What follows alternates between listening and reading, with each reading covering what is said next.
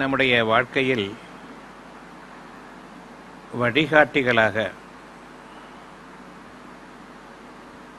நம்மை விட பெரியவர்களை நாம் ஏற்றுக்கொள்கிறோம். அவர்கள் கூறினால் நன்மையாக இருக்கும், நல்லதைத்தான் கூறுவார்கள் என்றெல்லாம் நாம் நம்பிக்கை கொள்கிறோம். எதன் அடிப்படையில் நாம் நம்மை விட வயதில் பெரியவர்களை நமக்கு வழிகாட்டிகளாக ஆக்கிக் கொள்கிறோம் என்றால், ஒன்று, அவர்களிடம் அனுபவங்கள் இருக்கின்றன. அந்த அனுபவம் என்ன,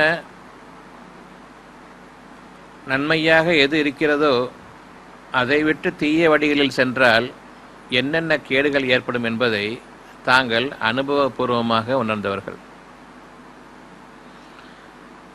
அதாவது தாங்கள் கெட்ட வழிகளில் சென்று அதன் பலனை அனுபவித்தவர்களாக, மற்ற உறவினர்கள் மீது பாசம் கொண்டவர்களாக, இரக்கம் கொண்டவர்களாக, நாம் அனுபவித்த வேதனை அந்த பாதையில் இவர்களும் சென்றுவிடக்கூடாது என்பதன் அடிப்படையில் நல்லெண்ணம் கொண்டு நமக்கு சில அறிவுரைகளை அவர்கள் தருவார்கள். எனவே சுயமாக அனுபவத்தை கொண்டு யார் தங்களை திருத்திக் கொண்டவர்களாக இருக்கிறார்களோ அவர்கள் நமக்கு வாழ்க்கைக்கு வழிகாட்டிகளாக இருக்கிறார்கள். இது ஒரு விதமான மனிதர்களுடைய சமுதாயம். இதில் விசேஷமான இன்னொரு வழிகாட்டி யார் என்றால்,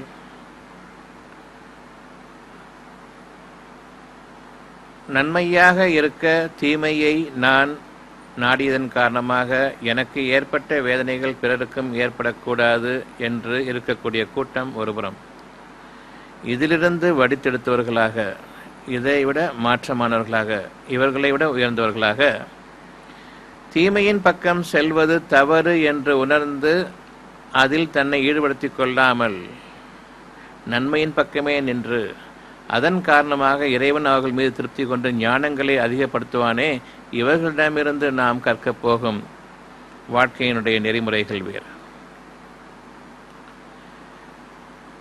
இதில் யாரை நீங்கள் பின்பற்றுவீர்கள்? பெரியவர்களையா அல்லது நேர் வழி இறை வழியில் நின்று இறைவனுடைய திருப்தியை கொண்டு ஞானங்களை பெற்றவர்களையா? அப்படிப்பட்ட இறை வழியில் நின்று ஞானங்களை பெற்றவர்கள் மிக மிக மிக குறைவாகும்.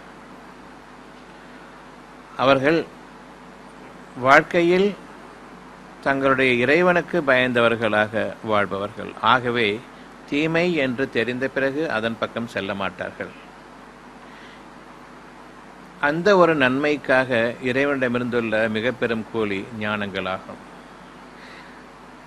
ஞானங்களுக்கும் அறிவுக்கும் உள்ள வித்தியாசம், அறிவு உங்களுடைய மனச்சைகள் சம்பந்தப்பட்டதாகும்.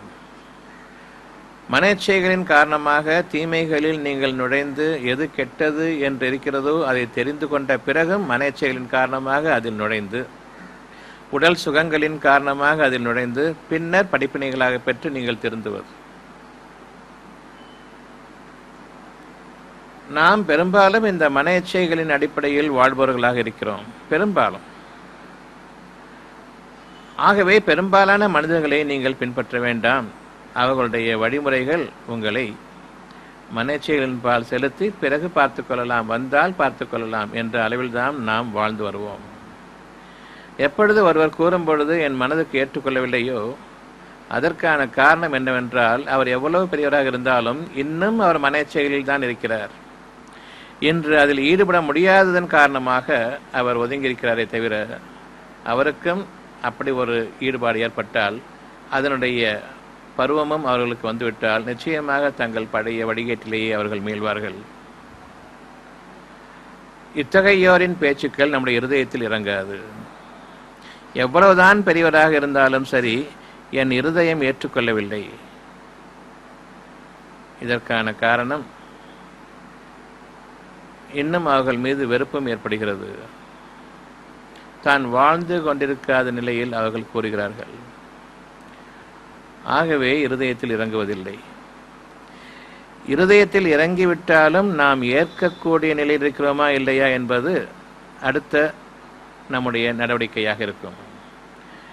இருதயத்திலே ஏற்றுக்கொள்ள மாட்டேன் என்று செவிட்டுத்தனமாக இருப்பது மனிதர்கள் யாராக இருந்தாலும் அவர்கள் மீது பெருங்குற்றமாக இருக்கிறது.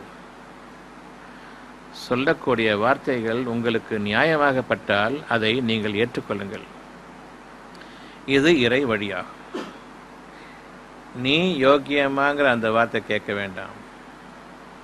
நல்ல விஷயங்கள் உங்களுக்குள்ளேயே இருக்கிறது. அதை இன்னொருவர் கூறுகிறார். அவர் எப்படிப்பட்டவர் என்பது முக்கியமல்ல, சொல்ல வேண்டிய விஷயத்தை அவர் சொல்லுகிறார். என்னுடைய இருதயத்திலும் அது நியாயமாக படுகிறது. ஆகவே அவர் சொன்னதன் காரணமாக இல்லை, என்னுடைய நியாயத்தை தட்டி எழுப்பியதன் காரணமாக நான் இப்பொழுது உணர்வு பெற்ற நிலையில் அதை தவறு செய்யக்கூடாது, அந்த தவறுகளில் நான் ஈடுபடக்கூடாது என்பதன் மீது நாம் நம்பிக்கை கொள்ள வேண்டும். ஏனென்றால் நான் நேர் வழியில் செல்வது என் இறைவனுக்காகவே தானே தவிர உங்களுக்காகவோ அல்லது பிறருக்காகவோ இல்லை.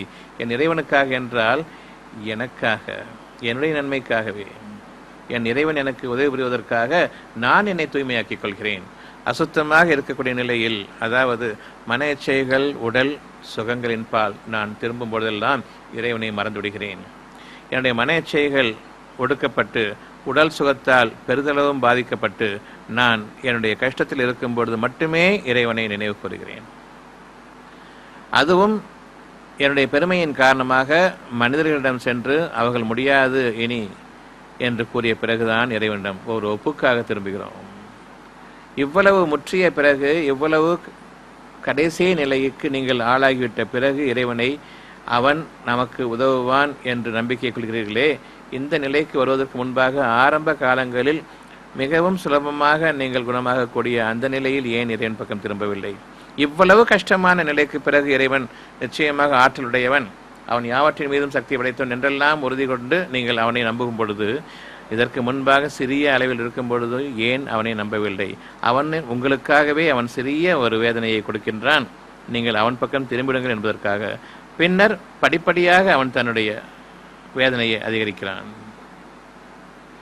எந்த அளவில் நீங்கள் திரும்புகிறீர்களோ அந்த அளவுக்கு நீங்கள் உங்களுக்கே அநியாயம் செய்து கொண்டவர்கள். ஆரம்பத்திலே திரும்பியிருந்தால் அப்பொழுதே உங்களுக்கு அவன் சுகத்தையும் கொடுத்திருப்பான், அந்த சுகம் எதன் அடிப்படையில் வந்தது என்ற ஞானத்தையும் கொடுத்திருப்பான். எனவே நீங்கள் இன்னொரு முறை இந்த ஒரு கஷ்டத்தில் சிக்க வேண்டிய அவசியமே இருக்காது. இப்போது நீங்கள் prevention is better than cure, தடுத்துக்கொள்வது, முன்னரே தடுத்துக்கொள்வது வந்த பின் நாம் அனுபவிப்பதை விட, கஷ்டங்களை அனுபவிப்பதை விட சிறந்ததாகும். ஆகவே முன்னமையே நம்மை தற்காத்துக் கொள்வது என்பது நமக்கு தேவையான ஒன்று. கஷ்டத்தில் நுழைந்து அதை அனுபவித்து கொண்ட நிலையில் பிறகு நான் என்னை சுகப்படுத்திக் கொள்வது என்பது அறிவற்ற செயல். மனிதர்களாக படைக்கப்பட்ட நாம் அறிவு படைத்தவர்களாக படைக்கப்பட்டிருக்கிறான். இறைவன் படைத்திருக்கிறான் நம்மை. அவ்வாறு இருக்க அறிவும் கொடுக்கப்பட்டு தெளிவான பிரித்தறியக்கூடிய சக்தியையும் கொடுத்து, இது தவறு, இதுதான் சரியானது என்று தெரிந்த பிறகும் நாம் நம்மை தவறான பாதையில் ஈடுபடுத்திக் கொள்வோம் என்றால், பின்னர் வந்தால் பார்த்து கொள்வோம் என்பது உங்களுக்கு கொடுக்கப்பட்ட அறிவை நீங்கள் இழந்து விட்டீர்கள் அல்லது அவமதித்து விட்டீர்கள், இறைவனுக்கு நன்றி கெட்டவர்களாக ஆகிவிட்டீர்கள். பின்னரும் நீங்கள் இறைவன் பக்கம் திரும்புகிறீர்கள், அப்பொழுதும் இறைவன் உங்கள் மீது கருணையுடையவனாக இருக்கிறான், உங்கள் மீது இரக்கம் கொண்டவனாக இருக்கிறான். ஆகவே நீங்கள் அவனிடம் திரும்பும் பொழுது அவன் உங்களுக்காக தன்னிடமிருந்து சுகத்தை கொடுக்கிறான். இதுவரையில் நாம் இறைவன் யார் என்பதை தெளிவாக புரிந்து கொள்ள வேண்டும். உங்களுக்கான அனைத்து சுகங்களையும் உங்களை படைப்பதற்கு முன்பாகவே உங்களுடைய சுற்றுச்சூழலில் ஏற்படுத்தி, பின்னர் உங்களை இந்த பூமியில் நீங்கள் வசிப்பதற்காக ஒரு விருந்தினராக உங்களை அவதரித்தான். எந்த குறையும் இல்லாமல் எந்த வயதிலும் எந்த குறையும் இல்லாமல் நீங்கள் உங்களுடைய தேவைகளை பூர்த்தி செய்து கொள்ளும் பொருட்டு அனைத்து தேவைகளையும் உங்களுக்காக இறைவன் படைத்தான். உங்களுக்காக ஒரு அளவையும் நிர்ணயித்தான்.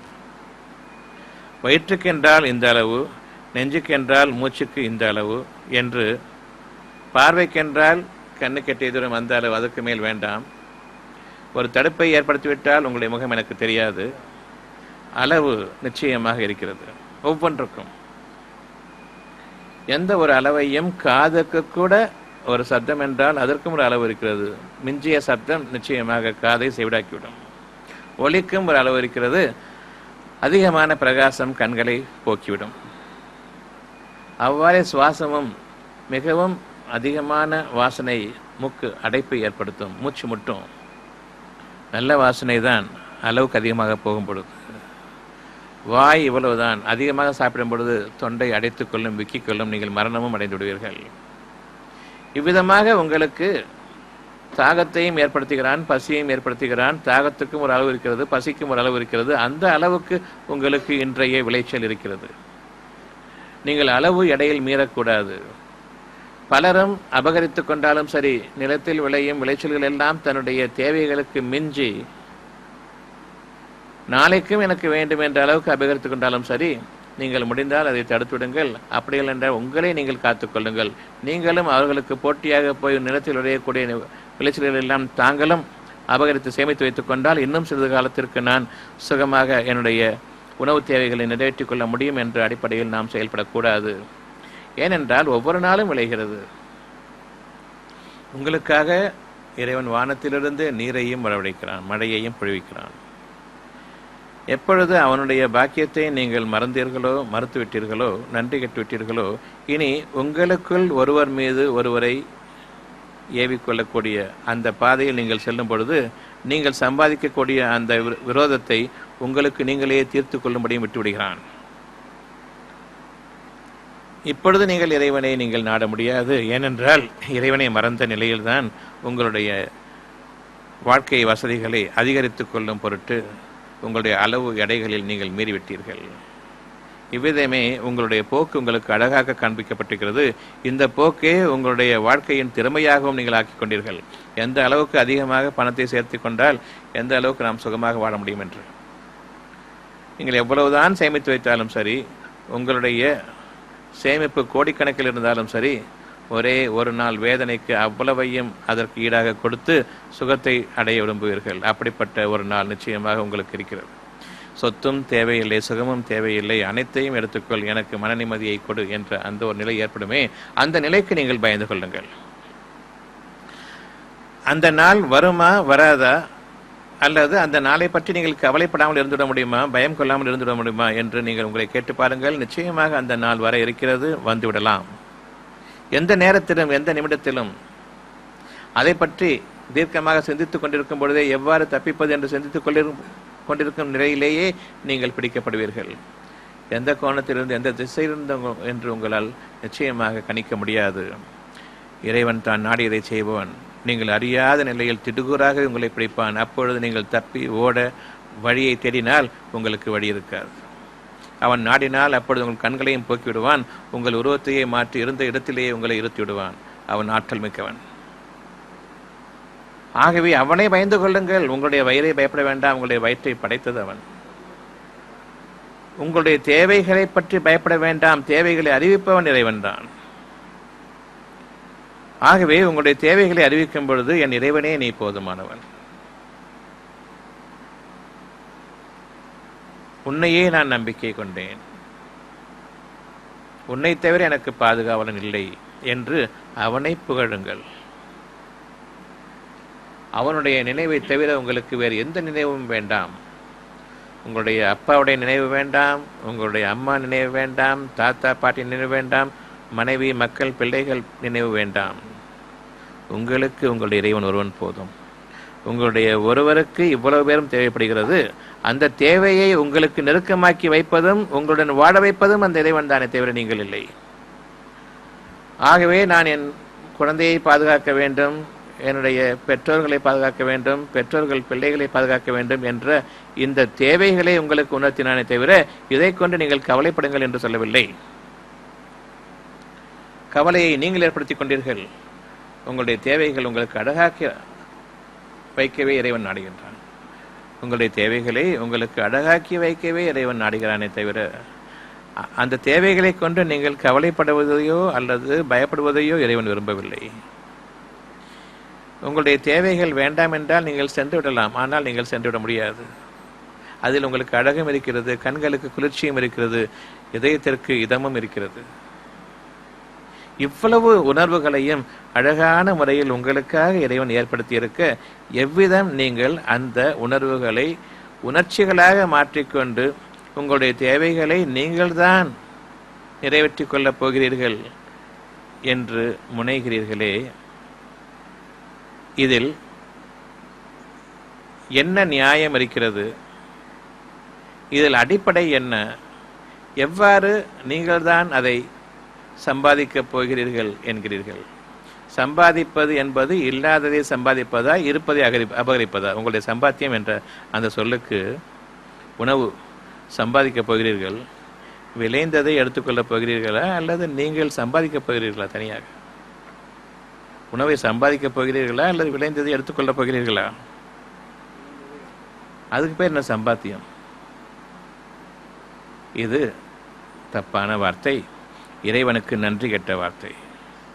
ஆகவே உங்களுக்காக இறைவன் உங்களுடைய பூமியில் விளைவிக்கும் பொழுது எவ்விதம் நீங்கள் அதை உழைத்து சாப்பிட ஆசைப்படுகிறீர்கள்? யாரொருவனுக்கோ உழைத்து பின்னர் அவன் தரக்கூடிய இதை அபகரித்து வைத்துக் கொண்டிருக்கக்கூடிய அந்த பொருளிலிருந்து உங்களுக்கு ஒரு சிறிய அளவை கொடுக்கிறானே, எப்படி நீங்கள் இதை ஏற்றுக்கொள்கிறீர்கள்?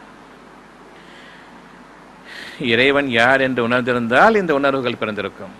நான் ஏன் இந்த கவர்மெண்ட்டுக்கு உதவி செய்யணும்? நான் ஏன் இந்த கவர்மெண்ட்டுக்கு நான் சம்பாதிச்சு கொடுக்கணும்? இந்த கவர்மெண்ட்ல இருக்கக்கூடிய அதிகாரிகளுக்கோ அல்லது அரசியல்வாதிகளுக்கோ நான் ஏன் உழைக்க வேண்டும்?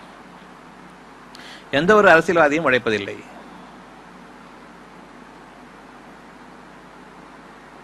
எந்த ஒரு பதுக்கல்வாதியும் உழைப்பதில்லை. விளைவதை அபகரிக்கிறார்கள். திருட்டுத்தனத்தை அபகரிப்பது என்று நீங்கள் கொள்வீர்களானால் அபகரிப்பதை நீங்கள் எப்படி, அந்த திருட்டுத்தனத்தை எப்படி நீங்கள் முதலாக அனுமதித்தீர்கள்? உங்கள்கிட்டேருந்து நான் வாங்கினேன் அப்படின்னு சொன்னால் பொதுமக்களுக்காக வாங்குகிறேன் என்ற முதல் முறையாக உங்களுக்கு அவர்கள் அறிவிக்கிறார்கள். இங்கே ஜாஸ்தியாக இருக்குது, அங்கே குறைவாக இருக்குது, இங்கேருந்து அவங்களுக்கு கொடுக்கலாம், only for the sake of distribution. இப்போ நீங்கள் பொது சேவை செய்கிறீங்கன்னு சொன்னால், அரசியலுங்கிறது பொது சேவை தானே. பொது சேவை செய்கிறீங்கன்னு சொன்னால் எதையும் எதிர்பார்த்து நீங்கள் செய்யலை. நன்மையான ஒரு காரியத்தை நான் செய்கிறேன், இங்கே நிறைய விளைச்சலாக இருக்குது, அங்கே குறைவாக இருக்குது, ஆகையினால இங்கேருந்து அங்கே டிஸ்ட்ரிபியூட் பண்ணுறேன், வேற ஒன்றும் இல்லை. இது கவர்மெண்ட் செய்ய வேண்டிய வேலை. கவர்மெண்ட்டுங்கிறது என்ன? மக்கள் சேவை செய்யக்கூடிய ஒரு அமைப்பு. இந்த கவர்மெண்ட்டுக்கு எதுக்காக நான் உழைக்கணும்? எனக்கு வேண்டியது உணவு. உணவுக்காக உழைக்கணும்னு சொல்றது தப்பு.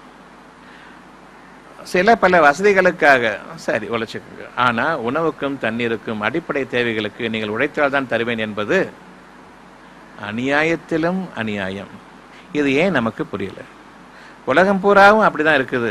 உலகம் பூராவும் கெட்டு குட்டிச்சோரா போகட்டும், அறிவற்றவர்கள் உணர்வற்றவர்கள், நான் உணர்வு மிக்கவன், எனக்கு பதில் சொல்லி ஆக. பொது சேவை செய்யணும்னு ஆசைப்பட்டா வாங்க, அப்படி இல்லைன்னா விளைகிறங்க. எனக்கு பணம் வேணுங்கிறதுக்காக ஏன்? உணவு இருக்குது, சாப்பிட்டா என்ன? உணவை எப்படி நீங்கள் பதுக்கி ரேஷன் முறையில் காசு வாங்கிக்கிட்டு எப்படி கொடுக்க முடியும்? உங்கள்கிட்ட காசு வாங்கிக்கிட்டா உணவு விளைஞ்சது இல்லை. முதல் முறையாக உணவு விளைந்தது நீங்கள் அதுக்கு பயிர் போட்டோ அல்லது விதை விதைச்சோ தண்ணி ஊற்றியோ இல்லை. நீங்கள் விதையெல்லாம் போட்டுடலாம், ஆனால் மழை இல்லைன்னு சொன்னால் என்ன செய்வீங்க? பசியும் பட்டினியும். ஆகவே சில காலங்களில் நம்முடைய பாவங்களின் காரணமாக இறைவன் மழையை நிறுத்திவிடும் பொழுது நாம் எதை சேமித்து வைத்திருக்கிறோமோ நம்முடைய அளவுக்கு மிஞ்சி இறைவன் விளைச்சலை கொண்டு வரும் பொழுது அதனுடைய பொருள் என்னவென்றால், நாளைக்கு இந்த விளைச்சல், அதிக விளைச்சல் உங்களுக்கு உபயோகப்படும். ஆகவே இன்று நீங்கள் ஊதாரித்தனமாக இருக்க வேண்டாம், வீண் விரயம் செய்ய வேண்டாம். உங்களுடைய தேவைகளை முழுமையாக பூர்த்தியாக்கிக் கொள்ளுங்கள், வீண் விரயம் செய்ய வேண்டாம். உங்களுடைய தேவைகளை முழுமையாக பூர்த்தி செய்து கொள்ளும் பொழுது அதில் கஞ்சத்தனம் செய்வதும் வீண் விரயம்தான். இன்றைக்கு உள்ளதை நாளைக்கு வைப்பது அதனுடைய தகுதியில் நாம் அதை குறைத்துடுகிறோம். அதனுடைய ஃப்ரெஷ்னஸ், புத்துயிர் கொண்ட அந்த ஒரு பொருள் அந்த உயிரோட்டத்தை இழந்துவிடுகிறது நாள் ஆக ஆக. ஆகவே இன்று உங்களுக்கு அனுமதிக்கப்பட்டதை நீங்கள் கஞ்சத்தனம் செய்து நாளைக்கு வைத்துக் கொண்டாலும் அது உங்களுக்கு ஆகாது. உங்களுடைய தேவைகளை நீங்கள் முழுமையாக பூர்த்தி செய்து கொள்ளாத வரையில் நீங்கள் இறைவனுக்கு நன்றி கெட்டவர்கள். விளைச்சலில் நாளைக்கு இருக்காது என்று நீங்கள் நம்புபவர்கள்.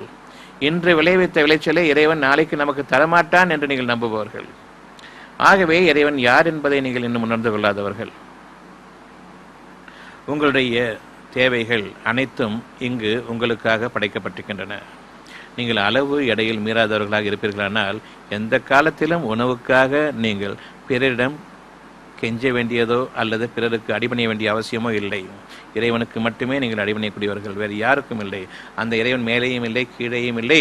உங்களுடைய இருதயத்தில் உங்களுடைய உணர்வுகளை அவன் பாதுகாத்து கொண்டிருக்கிறானே அந்த இறைவன்.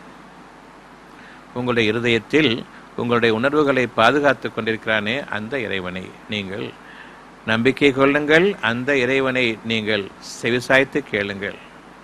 அவனுடைய வழிமுறைகளை நீங்கள் பின்பற்றுங்கள். அவன் உங்களிடம் பேசிக்கொண்டிருக்கும் நிலையிலேயே நீங்கள் அவனை புறக்கணித்து உங்களுடைய மன இச்சைகளின் பக்கம் நீங்கள் சென்று விட வேண்டாம். மன இச்சைகள் என்பது முதலில் இறைவனை மறந்து விடுவதன் காரணமாக ஏற்படுவதாகும்.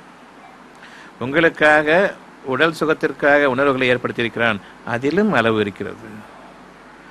அந்த அளவு எடையை நீங்கள் மீறிவிட வேண்டாம். ஒவ்வொன்றிலும் அளவு இருக்கிறது. அந்த அளவில் பரிபூர்ண சுகம் இருக்கிறது. உங்களுக்கு நீண்ட வாழ்க்கை, நன்மையான வாழ்க்கை, சுகமானதும் இனிமையானதுமான வாழ்க்கை அதில் இருக்கிறது. அந்த வாழ்க்கையில் இருதயத்திற்கு குளிர்ச்சி இருக்கிறது, கண்களுக்கும் குளிர்ச்சி இருக்கிறது, இதமான சுகமும் இருக்கிறது. ஆகவே நீங்கள் அளவு எடையில் மீற வேண்டாம். அந்த அளவு எடை என்பது கஞ்சத்தனத்தின் காரணமாக வீணாக்குவதும், தேவைக்கு மிஞ்சி ஆடம்பரத்தின் காரணமாக விரயமாக்குவதும் இறைவனுக்கு பொருந்தாததும் பிடிக்காததும் ஆகும். நம்பிக்கை கொள்கிறோம். முதலில் அந்த நம்பிக்கையை நீங்கள் சற்று உற்று நோக்குங்கள். நாளைக்கு நான் ஒரு வேலை செய்ய போறேன் அப்படின்னு சொன்னா அதற்கு முன்பாக அந்த வேலையை நான் செய்வேன் என்று நம்பிக்கை கொள்வது. ஒரு காரியம் எனக்காக நான் நிறைவேற்றி கொள்ள இருக்கிறது, ஆகவே நாளை அதை செய்ய இருக்கிறேன் என்று நீங்கள் கூறுவது அதன் மீது நம்பிக்கை கொண்டு விட்டீர்கள் என்பதாகும். நாளைக்கு இந்த வேலை பார்க்க வேண்டியிருக்குது, இந்த காரியம் செய்ய வேண்டியிருக்குன்னு சொல்லும் பொழுதே அதற்கு பின்னால் அந்த நம்பிக்கை இல்லை என்றால், செய்ய முடியும் என்ற அந்த நம்பிக்கை இல்லை என்றால் உங்களால் அந்த காரியத்தை இன்று நாளை செய்வேன் என்று கூற முடியாது. ஏதோ ஒரு விதத்தில் நடக்கும், பார்த்து கொள்ளலாம், எப்படியோ நடக்கும், எனக்கு வழிவகை தெரியாவிட்டால் கூட நாளைக்கு பார்த்து கொள்ளலாம், நடக்கும் என்று உங்களை அறியாமலேயே சில சமயங்களில் உங்களுடைய காரியங்களை பற்றி நீங்கள் எண்ணுவீர்கள்.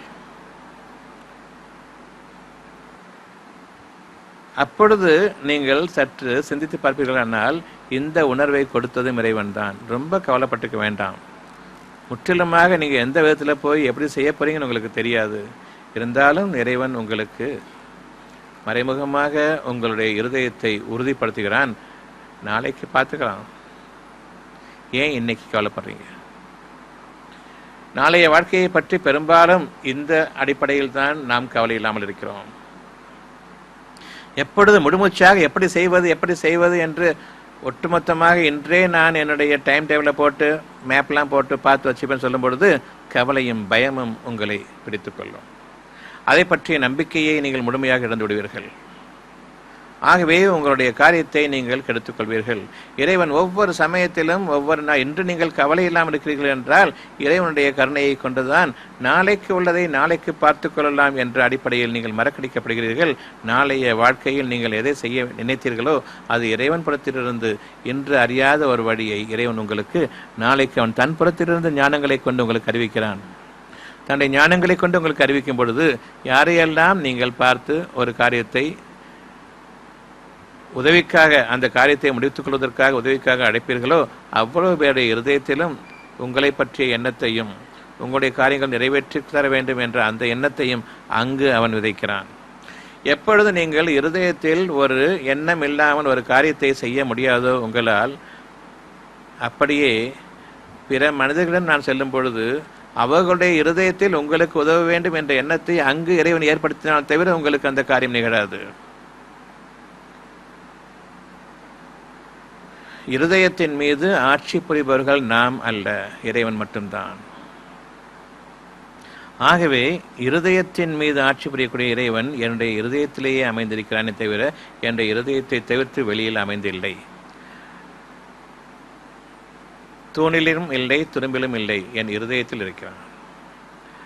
என்னுடைய இருதயத்தில் எனக்கு தேவையானதை அறிவிப்பவன் என்ற இறைவன். அந்த இறைவனை நான் பின்பற்றுகிறேன். அவ்வாறு நான் இறைவனை மறந்துவிட்ட நிலையிலும் என்னுடைய நாளைய வாழ்க்கையை பற்றி கவலை இல்லாமல் ஆக்கியிருப்பவன் என் இறைவன் தான். நாளைக்கு ஒரு காரியத்தை நீங்கள் செய்ய போறேன்னு சொல்லும் பொழுது அதை இந்த விதத்தில் செய்வேன் நீங்கள் சொல்லுங்க பார்ப்போம். நாளைக்கு செய்யணும்னு நினச்சிட்டு இருந்தால் இவ்வளோ சிரமமாக முடிஞ்சிச்சு, நான் இப்போ இவ்வளோ சிரமமாக முடியும் நினைக்கவே இல்லைன்னு சொல்லுவீங்க. நீங்கள் எவ்வளவோ முயற்சி பண்ணி பார்த்தேன், இது தள்ளிக்கிட்டே போகுது. எவ்வளோ முயற்சி பண்ணாலும் இது நடக்கவே மாட்டேங்குது, ஏதாவது ஒரு தகராறு வந்துட்டு இருக்குது. உங்களுடைய வழிகளில் நீங்கள் போகும்பொழுது உங்களுடைய கஷ்டங்களையும் நீங்கள் பார்க்கிறீர்கள், இருந்தாலும் பிரித்தறிவதில்லை. வாழ்க்கையில் பல காலகட்டங்களில் நீங்கள் உங்களுடைய போக்குகளில் உங்களுடைய அறிவை முழுமையாக உபயோகப்படுத்தி போகும்பொழுதெல்லாம் பல தடங்கல்களை பார்ப்பீர்கள். ஆனால் அதை மறந்துவிட்ட நிலையில் இறைவன் அனுமதியை கொண்டு உங்கள் மீது அவன் கருணை கொண்டவனாகவும் இரக்கம் கொண்டவனாகவும் உங்கள் மீது அன்பு கொண்டவனாகவும் நீங்கள் நாளை செய்ய இருக்கக்கூடிய காரியத்தை அவன் உங்களுக்கு மறக்கடித்து விடுகிறான். நாளைய காரியம் தானே நடக்கிறது என்பதையும் பாருங்கள். மறந்தே போச்சுப்பா, நல்ல வேலை ஞாபகப்படுத்தின. யார் ஞாபகப்படுத்தினது? மறக்கடிச்சது யார்? ஞாபகப்படுத்தினது யார்? கொஞ்சம் சிந்திச்சு பார்த்தா என்ன? யார் உங்களுடைய விஷயத்தை உங்களுக்கு தெரியாத ஒரு நபர் உங்கள் முன்பு உங்களுக்கு ஞாபகப்படுத்துகிறார் என்றால் அவருடைய இருதயத்தில் உங்களுடைய தேவையை இறைவன் அறிவித்து உங்களுக்கு அவன் ஞாபகமூட்டினானே, அந்த இறைவனை என்னவென்று நீங்கள் நினைத்து கொண்டிருக்கிறீர்கள்? உங்களை படைத்துவிட்டு உங்களை தூர எறிந்து விட்டான் என்று நினைக்கிறீர்களா? அல்லது உங்களை படைத்துவிட்டு உங்களுடைய வாழ்க்கையையும் இத்தனை காலம் நீங்கள் வாழ்வீர்கள் என்று நிர்ணயித்தானே நீங்கள் படைக்கப்படுவதற்கு முன்பாகவே அந்த இறைவன் உங்களை வாழ வைக்க தகுதியற்றவன் அல்லது உங்களை வாழ வைக்க மறந்து விடுவான் என்று நினைத்துக் கொண்டீர்களா? அவ்வாறு தான் நிச்சயமாக நாம் நினைத்துக் கொண்டிருக்கிறோம். இறைவன் ஒவ்வொரு மூச்சிலும் ஒவ்வொரு எண்ணத்திலும் ஒவ்வொரு நாளும் தன்னுடைய பிரசன்ஸ் தான் உங்களுடன் இருப்பதை அவன் நினைவுறுத்தி கொண்டிருக்கிறான். ஆனால் அதே தருணம் நம்முடைய பெருமையின் காரணமாகவும் நம்முடைய அறிவின் காரணமாகவும் நாம் மறந்து கொண்டும் இருக்கிறோம். அவன் தன்னை ஞாபகப்படுத்தி கொண்டிருக்க, தன்னுடைய அத்தாட்சிகளை கொண்டு உங்களுக்கு தெளிவாக அறிவுறுத்தி கொண்டிருக்க, அதே நேரம் நாம் மறந்து கொண்டிருக்கிறோம், மறுத்து விடுகிறோம். தன்னுடைய பாதையையே நாம் அதிகமாக எண்ணிக்கொண்டிருக்கிறோம். அந்த பாதைக்கு தேவையான இருதய ஓட்டத்தை, என்ன ஓட்டத்தை தருபவனும் இறைவன் தான், நீங்கள் அல்ல. யார் வரம்பு மீறி தன்னுடைய பாதைகளில் செல்கிறார்களோ, வரம்பு மீறுதல் என்றால் என்ன?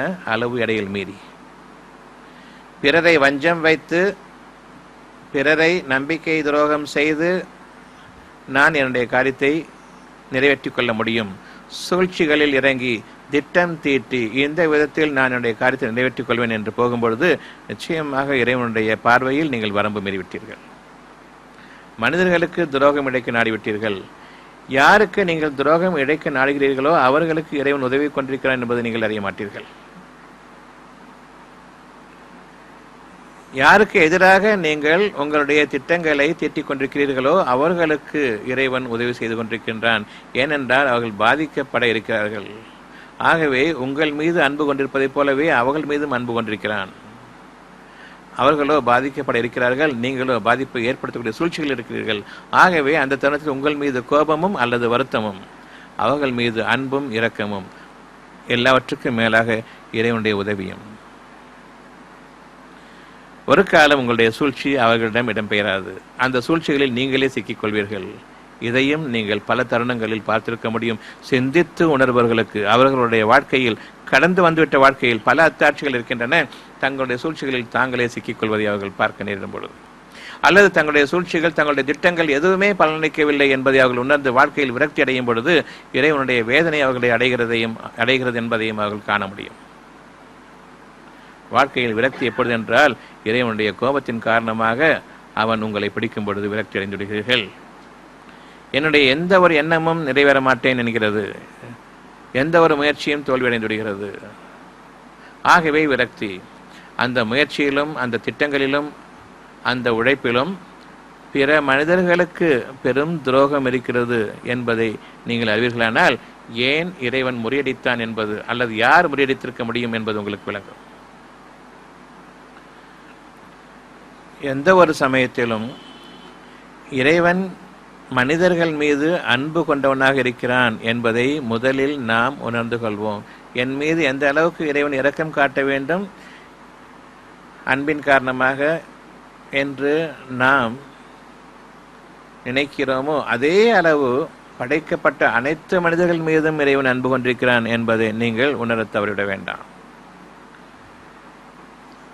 நாம் ஒரு மனிதருக்கு எதிராக செயல்படும் பொழுது அந்த மனிதர் மீது இறைவன் அன்பும் இரக்கமும் கொண்டிருக்கிறான், அவனுக்கு பாதுகாவனாக இருக்க அவன் போதுமானவன், அவனை மீறி நான் எதுவும் செய்திட முடியாது, அவ்வாறு நான் செய்ய தலைப்பட்டால் என் இறைவனுக்கே நான் துரோகமாக இருக்கிறேன், என் இறைவனையே எனக்கு விரோதியாக நான் எடுத்துக்கொண்டேன், என் இறைவனுக்கு எதிராகவே நான் என்னுடைய அறிவை கொண்டு செயல்பட ஆரம்பித்து விட்டேன்.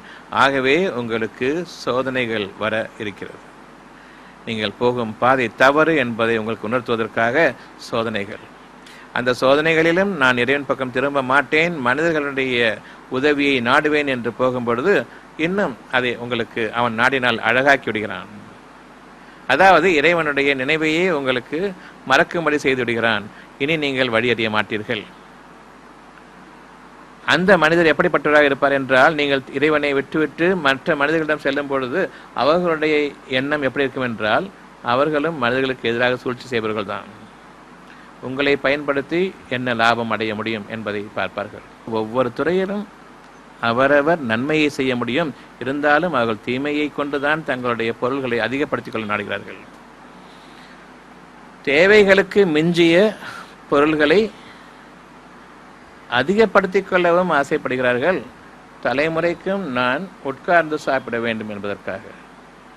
ஆகவே நாம் ஒவ்வொருவரும் உட்கார்ந்து சாப்பிட வேண்டும் என்று விரும்புகிறோம்.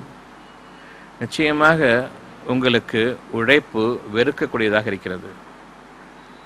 நீங்கள் உழைப்பை வெறுக்க வேண்டியவர்களாக இருக்கிறீர்கள். அந்த உழைப்பு என்பது என்ன என்று சற்று சிந்திப்பீர்களானால், பிறருக்கு உழைத்து நான் வாழ்கிறேன் என்பதாகும். உங்களை உழைத்து வாழச் செய்வதற்காக இறைவன் உங்களை படைக்கவில்லை. உங்களை படைப்பதற்கு முன்பாகவே உங்களுடைய தேவைகளை பூர்த்தியாக்கினான். இது ரெண்டு எது உண்மை? படைக்கிறதுக்கு முன்னமேயே உங்களுடைய தேவைகளை பூர்த்தியாக்கி இருக்கிறான். ஆகவே இப்பொழுது உங்களுக்கு உழைப்பின் அவசியம் என்ன? எப்படி உழைப்பை உங்களுடைய ஒரு தேவையாக நீங்கள் ஆக்கிக் கொண்டீர்கள்?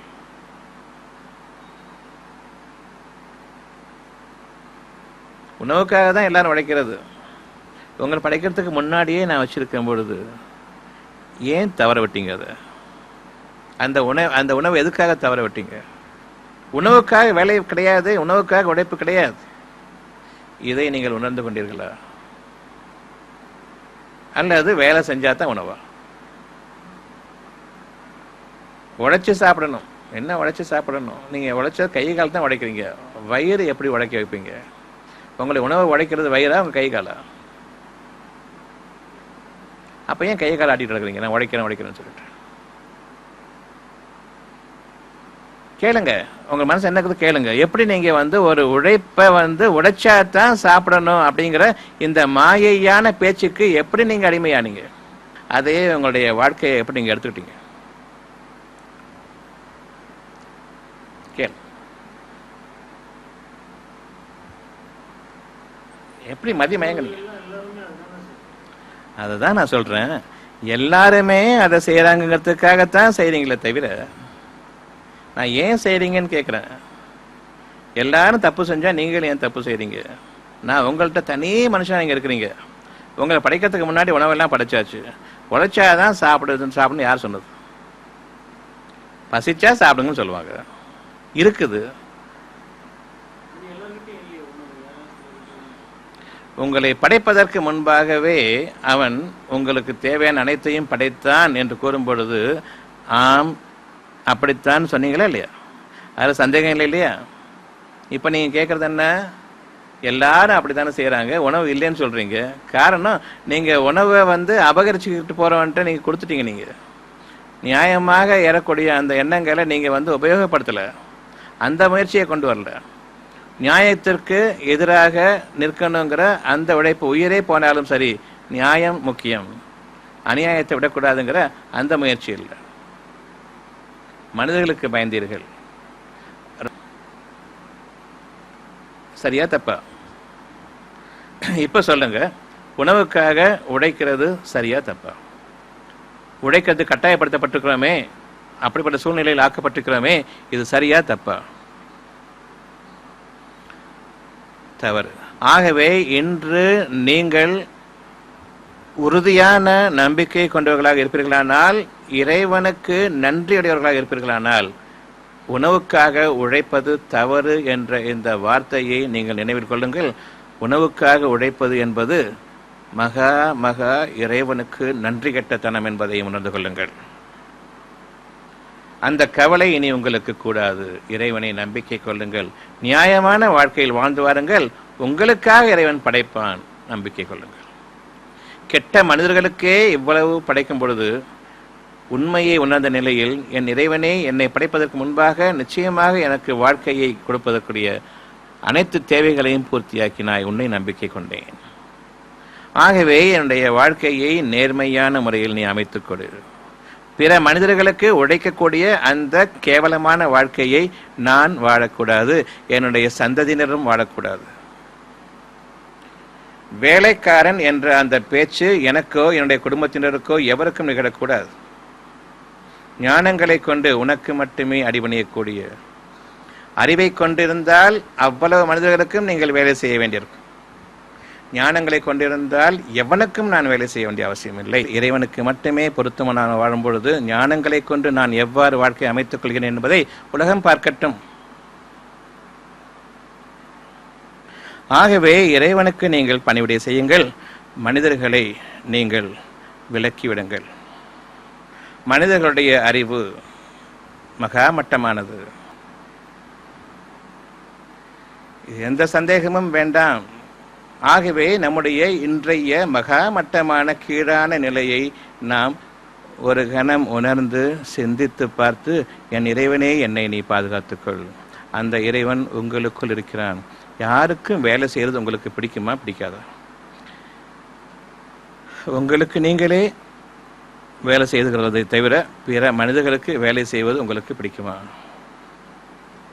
உன் கை கால் நல்லா தானே இருக்குது, நீ செஞ்சா என்னன்னு கேட்பா கேட்க மாட்டோமா? ஒரு தொழிற்சாலை எப்படி நடக்கும்? இன்னைக்கு உங்களுடைய அவ்வளவு அறிவையும் பயன்படுத்தி உலகத்தில் அவ்வளவு இயற்கை வளங்களும் பாழானதை தவிர வேற என்ன இருக்கு? காத்து முதற்கொண்டு கெட்டு போச்சு, நிலம் முதற்கொண்டு மலடா போச்சு. அது இனிமேல் விளைவிக்காது, எதையும் விளைவிக்காது. அந்த அளவுக்கு கெமிக்கல்ஸ் போட்டு மலடாக்கியாச்சு. கிரீன் ரெவல்யூஷன் சொல்லி வருடத்துக்கு 2 போகம் இயற்கையாக அதனுடைய தன்மைக்கு ஏற்ப வளர்ந்துட்டு இருக்கும்போது 5 போகம் 6 போகம் நான் விளைவிப்பேன்னு சொல்லிட்டு அதில் இன்னைக்கு நிலத்தில் எந்த விதமான ஈர்ப்பு சக்தியும் இல்லாமல் போயிடுச்சு. இந்த நிலத்துக்கு மழையும் இல்லை, இந்த நிலத்துல விளைச்சலும் இல்லை, அந்த அளவுக்கு மலடாயிருச்சு.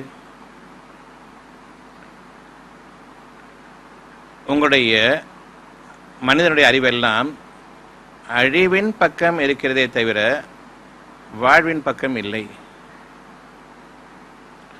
உங்களிடமிருந்து சுரண்டி வாழ வேண்டிய அந்த ஒரு தகுதியை தவிர மனிதன் வேறு தகுதியை பெற்றிருக்கிறானா? எல்லாரும் நினைக்கிறதுலாம் நிறைய பணம் வேணும், அதாவது தகுதிக்கு மீறி அளவுக்கு மீறிய என்னுடைய தேவைகளுக்கு அப்பாற்பட்டு அளவு எடையை அதிகரிக்கக்கூடிய அளவுக்கு நான் வாழணும், வேலை செய்யக்கூடாது, சம்பளம் வரணும், இதான் நினைக்கிறான். இதுதான் உண்மையான உணர்வு. வேலை செய்யக்கூடாதுங்கிறது இயற்கை உணர்வுகள், அது நீங்கள் எந்த காலத்திலும் மாற்ற முடியாது. இன்னொருத்தருக்கு வேலை செய்கிறது பிடிக்காது. ஆகவே சம்பளத்தை வாங்கிட்டு நான் தூங்கிக்கிட்டு இருப்பேன், நான் குமுதம் படிப்பேன், ஆனந்தவுடன் படிப்பேன், எல்லாம் படிப்பேன். அதை குற்றம் சொல்ல முடியாது. உனக்கு உழைக்கிறதுக்காக நீ என்ன உன்னுடைய வேலையில் அமர்த்திருந்தாலும் இயற்கை உணர்வுன்னு ஒன்று இருக்குது, அது எல்லாத்தையும் மிகச்சி நிற்கும். காசையும் வாங்கிக்குவேன், உனக்கு நான் வேலையும் செய்ய மாட்டேன். ஆகையினால வாங்குற காசுக்கு ஒழுங்காக வேலை செய்யலையே நீ சொல்லக்கூடாது.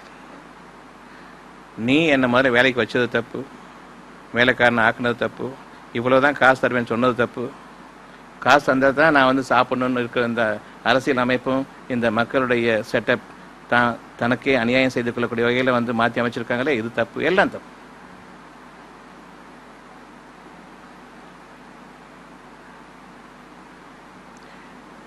ஜனநாயகம் என்பது மனிதர்கள் என்ன விரும்புகிறாங்களோ அதுதான்.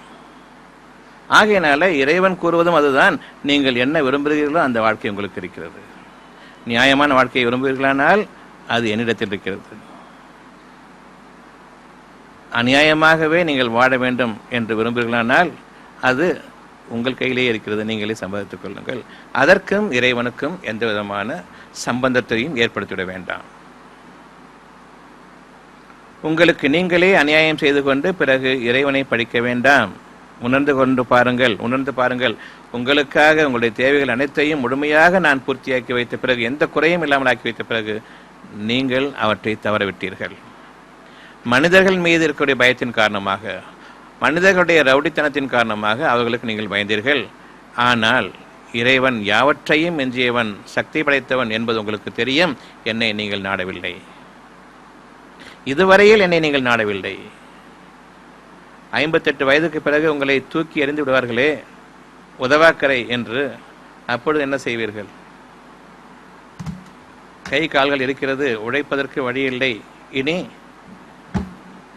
மிகச் சார்ந்த ஒரு அடிப்படையை நாம் எட்டிவிட்டோம். மனிதர்களில் ஒருவரும் நம்மை மதிக்க மாட்டார்கள், தன் பிள்ளையும் மதிக்காது, மனைவியும் மதிக்க மாட்டார்கள். அந்த நிலையைத்தானே நோக்கி நீங்கள் போய் கொண்டிருக்கிறீர்கள்.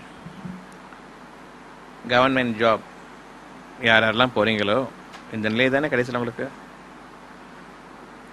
இந்த சமுதாயத்திற்கு நீங்கள் உதவாக்கரைகள், இந்த சமுதாயத்திற்கு நீங்கள் மிக பெரும் பாரம், சுமை தேவையில்லை. உங்களுடைய வீடுகளிலும் நீங்கள் சுமையாக கருதப்படுவீர்கள். இனி உங்களுக்கு வழி இல்லை. எப்படி ஏற்றுக்கொண்டீர்கள்? உங்களால் எப்படி ஏற்றுக்கொள்ள முடிகிறது? அப்படி என்றால் நீங்கள் இறந்துவிட வேண்டுமா? சமுதாயத்துக்காக உழைக்கிறவங்க வரட்டும், சுரண்டல் போகும், அப்போ எல்லாத்துக்கும் கிடைக்கும். சேவை செய்யணுங்கிற நோக்கத்தோடு வர்றவங்க அன்னைக்கு வருவாங்க, அது வரைக்கும் அவங்கள சுரண்டவங்க தான் வந்துட்டு இருப்பாங்க. யார் நியாயம் என்று உணர்ந்த பிறகு அந்த நியாயத்தை கொண்டு மனிதர்களிடம் அவர்கள் வரவில்லையோ, அந்த நியாயத்தை ஏவுபவர்களாக இல்லையோ, அவர்களுடைய கெட்ட காலம் அவர்கள் மீது சுழன்று கொண்டிருக்கிறது. உங்களுடைய உள் உணர்வுகளை நீங்கள் மறந்துவிட வேண்டாம். இறைவனால் கொடுக்கப்பட்டது. பழக்கப்பட்டுவிட்ட காரணத்தால் பெரும்பாலான மக்கள் நிச்சயமாக நம்முடைய இந்த வார்த்தைகளை செவியேற்கவும் மாட்டார்கள். அதில் உண்மை இருந்தாலும் அதை உணர்ந்து கொள்ள சக்தியமற்றவர்கள் அந்த நன்மையை பேசும் பொழுது உங்களை ஏளனமும் செய்வார்கள். இதெல்லாம் நடக்கக்கூடிய காரியமா என்று. இந்த காரணங்களால் நீங்கள் நியாயத்தை பேசுவதிலிருந்தும் நீங்கள் எதுவும் உங்களை தடுத்துவிட வேண்டாம். சொல்வதை சொல்லியாக வேண்டும். அப்பொழுதுதான் இன்னைக்கு இல்லாட்டால் நாளைக்கு அந்த எண்ணங்கள் அவர்களுடைய இருதயத்தில் வேலை செய்ய ஆரம்பிக்கும். ஒன்றை மட்டும் நீங்கள் குறிப்பாக உணர்ந்து கொள்ளுங்கள், தெளிவாக உணர்ந்து கொள்ளுங்கள். எவனுக்கும் வேலை செய்யக்கூடாது, அந்த உணர்வுகள் வேண்டும். இனி இந்த நிலையை உங்களுக்கு மீட்டுத் தருவான் இறைவன் மட்டும்தான். ஆகவே நீங்கள் இறை நம்பிக்கையாளர்கள். அந்த நம்பிக்கையை இறைவன் உங்களுக்காக பூர்த்தியாக்குவான். அவ்வாறு நீங்கள் உங்களுடைய தேவைகளை இறைவனுடைய அனுமதியை கொண்டு உங்களுடைய ஞானங்கள் உயர்த்தப்படுமே, இருதயத்தில் தெளிவான ஞானங்கள், உங்களுடைய பாதைகள் தெளிவாகவே, அந்த ஞானங்களின் அடிப்படையில் உங்களுக்கு எந்த குறையும் இல்லாமல் வாழ்வீர்கள். அங்கு உங்களுக்கு உடல் நோய்களோ மனநோய்களோ தீண்டாது. உடல் நோய்கள் அனைத்துமே உங்களுடைய மனச்சைகளின் காரணமாக நீங்கள் உண்மை ஒருபுறம் இருக்க, உங்களுடைய உடல் தான் உழைக்க வேண்டியிருக்கிறது. அந்த உண்மை இருதயத்திலிருந்து வர நீங்கள் அதை மறந்தவர்களாகவும் அதை மறுத்துவிட்டவர்களாகவும் அதை ஏறெடுத்தும் பார்க்காதவர்களாகவும் செவி சாய்க்காதவர்களாகவும் இறைவனுக்கு மீறி மனிதர்களுடைய அடிப்படையை நீங்களுடைய வாழ்க்கையை ஏற்றுக்கொண்டதன் விளைவு, அதன் காரணமாக அந்த அடிப்படையில் உங்களுடைய கை கால்களை நீங்கள் உடைக்கும் பொழுது அங்கு உங்கள் இறைவனுக்கு எதிராக நீங்கள் செயல்பட்டதன் காரணமாக தீமைகள் விளைகின்றன. இது நோய்களாக மாறுகின்றன. உங்களுடைய மனம் அழுத்தத்திற்குள்ளாகிறது. மனம் அழுத்தத்திற்குள்ளாகும் பொழுது உங்களுக்கு தூக்கமும் இல்லை. உங்களுக்கு இரவு நிராகரிக்கப்படுகிறது. இறைவனால் உங்களுக்கு இரவு என்ற அந்த இளைப்பாறுதல் நிராகரிக்கப்படுகிறது. யாரொருவருக்கு தூக்கம் இல்லையோ அவருடைய மனம் அந்த அளவுக்கு இறைவனை மறந்துவிட்டது. மறந்த நிலையில் பெரும்பாலான நாட்களை கடந்து வந்துவிட்டார்கள். இறைவனும் இவர்கள் மீது கொண்டிருந்த பொறுமையிலிருந்தும் விலகிவிட்டான். இவர்கள் சம்பாதித்துக் கொண்டிருக்கிற தீமையின் காரணமாக தன் பக்கம் திரும்ப வேண்டும் என்பதற்காக ஒரு சிறு சோதனை, தூக்கம் அங்கு கிடைக்கிறது. தூக்கம் என்பது யாவற்றுக்கும் மேலான ஒரு பெரும் பாக்கியமாகும், பேரருட்கொடையாகும். பகல் என்பது உங்களுக்கு சோதனை காலமாகும். காலையில் 6 மணிலேருந்து சாயந்தரம் 8 மணி வரைக்கும் பெரும் கஷ்டமாக இருக்குது. இது உங்களுடைய அறிவை கொண்டு நீங்கள் நடப்பதன் காரணமாக இரவு 9 மணி கண்ணை மூடினதுக்கப்புறம் காலையில் 6 மணி கண்ணை மூட கண்ணை திறக்க கண் வெடிக்கும் நேரத்தில் கண்ணிமைக்கும் நேரத்தில் அந்த இரவு முழுவதும் அதே ஒரு பகுதி பகலை போன்ற ஒரு பகுதி நேரம் கண்ணிமைக்கும் நேரத்தில் முடிகிறது. உங்களுக்கு சுகமாகவும் இருக்கிறது. இரவு நீங்கள் 8 மணிக்கு தூங்குறீங்க, காலையில் 7 மணிக்கு 8 மணிக்கு எந்திரிக்கீங்கன்னு சொன்னால் அது கண்ணிமைக்கும் நேரமா என்ன? கண்ணிமைக்கிறதா என்ன? கண்ணை மூடுறது கண்ணை திறக்கிறது தானே. கண்ணை மூடி கண்ணை திறக்கிறீங்க, எவ்வளோ நேரம் போயிடுச்சு? அந்த நேரத்தை இறைவன் உங்களுக்கு சுலபமாக்குவான். இறைவனிடமிருந்து நீங்கள் பெறக்கூடிய அந்த பாக்கியங்கள் இவ்வளவு சுலபமானதாகும். உங்களுடைய வாழ்நாள் முழுவதும் கண்ணிமைக்கும் நேரம்தான். இறைவனிடம் நீங்கள் திரும்புவீர்களானால், உங்களுடைய வாழ்க்கையில் நீங்கள் திரும்புவீர்களானால் ஒவ்வொரு நிமிடமும் ஒவ்வொரு யுகங்களாக உங்களுக்கு அது விலகும். உங்களால் அதை நிச்சயமாக வாழ்ந்து முடியாது. இந்த வாழ்க்கை தேவையில்லை என்ற அளவுக்கு நீங்கள் விரக்தி அடைவீர்கள். அப்படிப்பட்ட வாழ்க்கை நமக்கு கூடாது. இன்று நாம் அந்த வாழ்க்கையில் தான் வாழ்ந்து கொண்டிருக்கிறோம். கண்ணிமைக்கும் நேரத்தில் நம்முடைய காலங்கள் கடக்க வேண்டும். அந்த தூக்கம் உங்களுக்கு எவ்வளவு சுகமானதோ அவ்வளவு சுகமாக இருக்க வேண்டும் உங்களுடைய பகல் பொழுதுகள். இறைவனை நம்புபவர்களுக்கும் இறைவன் உங்களுக்காக கொடுத்திருக்கக்கூடிய அந்த மாபெரும் அருட்கொடைகளை நீங்கள் சிந்தித்து அதில் எந்த விதமான குறைவையும் நீங்கள் உங்களுடைய மனச்சைகளை கொண்டு தீண்டி விடாமல் எவ்வளவுக்கு நீங்கள் பாதுகாத்துக் கொள்கிறீர்களோ அந்த அளவுக்கு இறைவனுடைய பேரருட்கொடை உங்களை சூழ்ந்து நிற்கிறது. கொஞ்சம் சிந்தித்து பாருங்கள், இறைவனுடைய அருட்கொடை எந்த அளவுக்கு மேன்மையானது. ஒரு நோயாளி என்றால் மனிதனுடைய அறிவு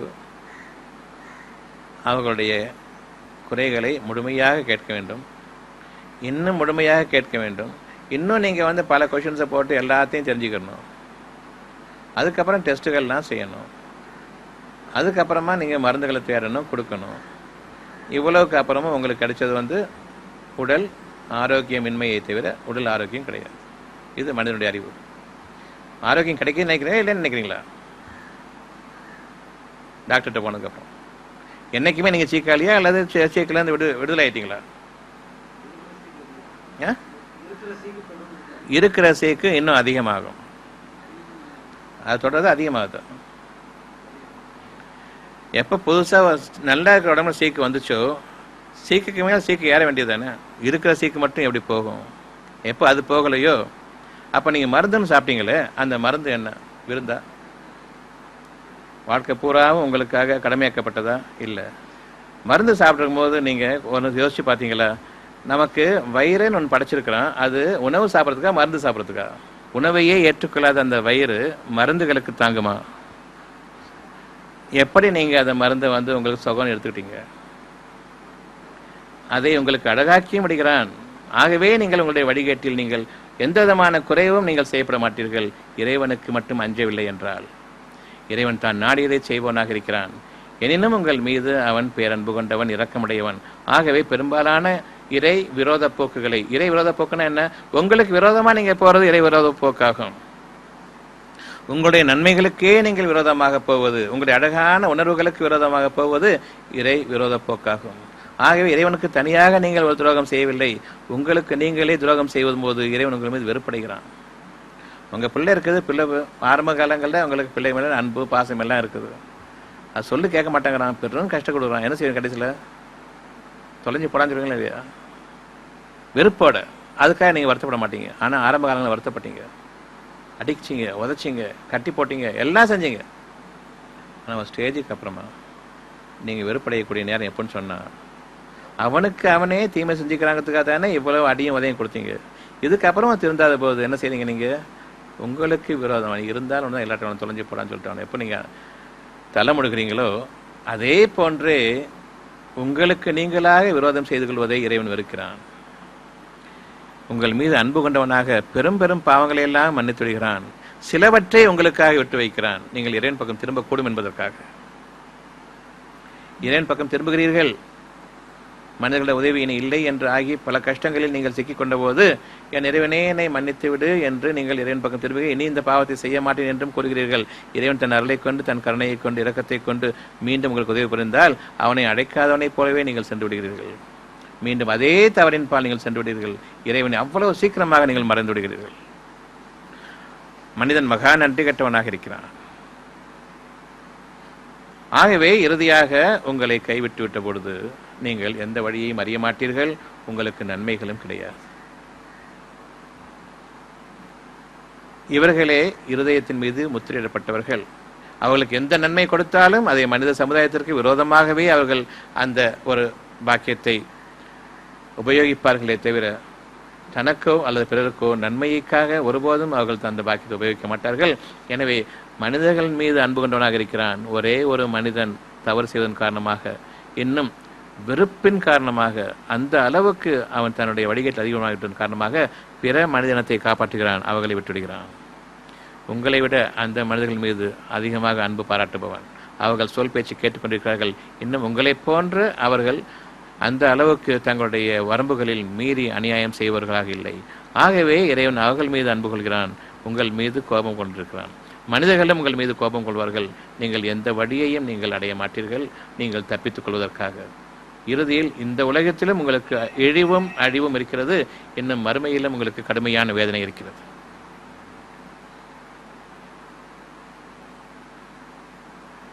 உங்களுடைய உணர்வுகளை நீங்கள் பாதுகாத்துக் கொள்ளுங்கள். இது தொழுகையாகும். இது இறைவனுடைய வணக்க வழிபாடாகும். இது இறைவனை நீங்கள் நன்றியுடன் போற்றுவதாகும். இது நீங்கள் இறைவனை பின்பற்றுவதாகும். உங்களுடைய உணர்வுகளை நீங்கள் பாதுகாத்துக் கொள்ளுங்கள். உணர்வுகள் இல்லை என்றால் எப்பொழுது அழித்துக் கொள்கிறீர்களோ அப்பொழுது உணர்ச்சிகளில் நீங்கள் ஆகிவிடுவீர்கள். அந்த உணர்ச்சிகளில் உங்களுடைய உள்ளமும் உடலும் அழியும். மனிதர்களுடைய அறிவு மகா மட்டமானது என்பதை நீங்கள் உணர வேண்டும். எந்த காரணத்திற்கும் சரி, கண்ணில்லாட்டாலும் சரி, இருதயத்தின் மீது நோய் வந்தாலும் சரி, கை கால்கள் விழுந்துவிட்டாலும் சரி, இறைவனை தவிர எனக்கு மீண்டும் என்னுடைய நிலையை சீர் செய்வன் எவனும் இல்லை.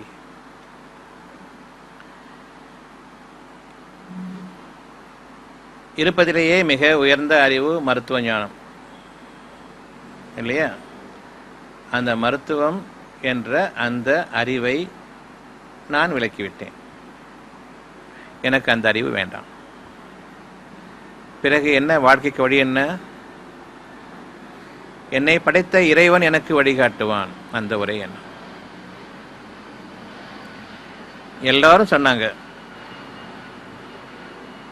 நீ தெருவில் வந்து பிச்சை தான் எடுக்க போற,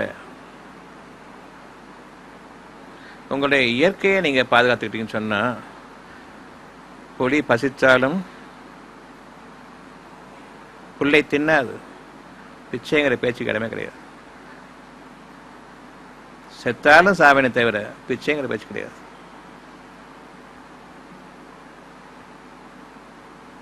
எனினும் இறைவன் மீதுள்ள நம்பிக்கையின் காரணமாக பசியின் கொடுமையால் இறப்பு என்ற பேச்சு எனக்கு கிடையாது. அது பெருமையை கொண்டு சொல்கிறேன்னா அகம்பாவமா? நிச்சயமாக இறை நம்பிக்கையை கொண்டு சொல்கிறேன். என்னை படைத்த இறைவன் எனக்கு போதுமானவன். எந்த ஒரு மனிதனும் எனக்கு தேவையில்லை. அவன் பெருமை கொண்ட மனிதனாக இருப்பானேயானால், இறைவனுக்கு பணிந்தவனாக இருப்பானேயானால், நிச்சயமாக அவன் எனக்கு உதவி செய்பவன், நான் அவனுக்கு உதவி செய்பவன். ஆகவே என்னுடைய சமுதாயம் இறை நம்பிக்கையில் இருக்கக்கூடிய சமுதாயமே தவிர, அந்த சமுதாயமே என்னுடைய சமுதாயம், அந்த சமுதாயத்தை சார்ந்தவர்களே என்னுடைய சகோதரர்களும் சகோதரிகளும் தவிர, உழைத்து கொட்டி கொண்டிருப்பவன் குப்பை கொட்டுபவன். அதன் அர்த்தம் இருக்கு. உலகால் என்ன குப்பை கொட்டிட்டு இருந்தா, உழைப்பிற்குரிய மதிப்பு குப்பை கொட்டுதலாகும். நீயே எனக்கு போதுமானவன், என்னை படைத்த நீ எனக்கு ஞானங்களை கொண்டு இந்த மனிதர்களுடைய சமுதாயத்தையுடன் உயர்த்திடுவாயாக. என்னுடைய தேவைகள் அனைத்தும் உன்னிடமிருந்தே எனக்கு நிறைவேற இருக்கிறது என்பதை நம்பிக்கை கொண்டேன். நீ எனக்கு போதுமானவன். இப்பொழுது இறைவனுடைய பாக்கியத்தை பாருங்கள். உங்களுக்கு தேவையானது உங்களை நெருங்கிக் கொண்டிருக்கிறது, உங்களை சுற்றி நிரப்பமாக இருக்கிறது. அவனுடைய அனுமதி மட்டும்தான். ஒரு சிறு சோதனை காலம் பொறுத்துக் கொள்ளுங்கள். பசியை கொண்டு நிச்சயமாக நீங்கள் சோதிக்கப்படுவீர்கள், பொறுத்துக் கொள்ளுங்கள்.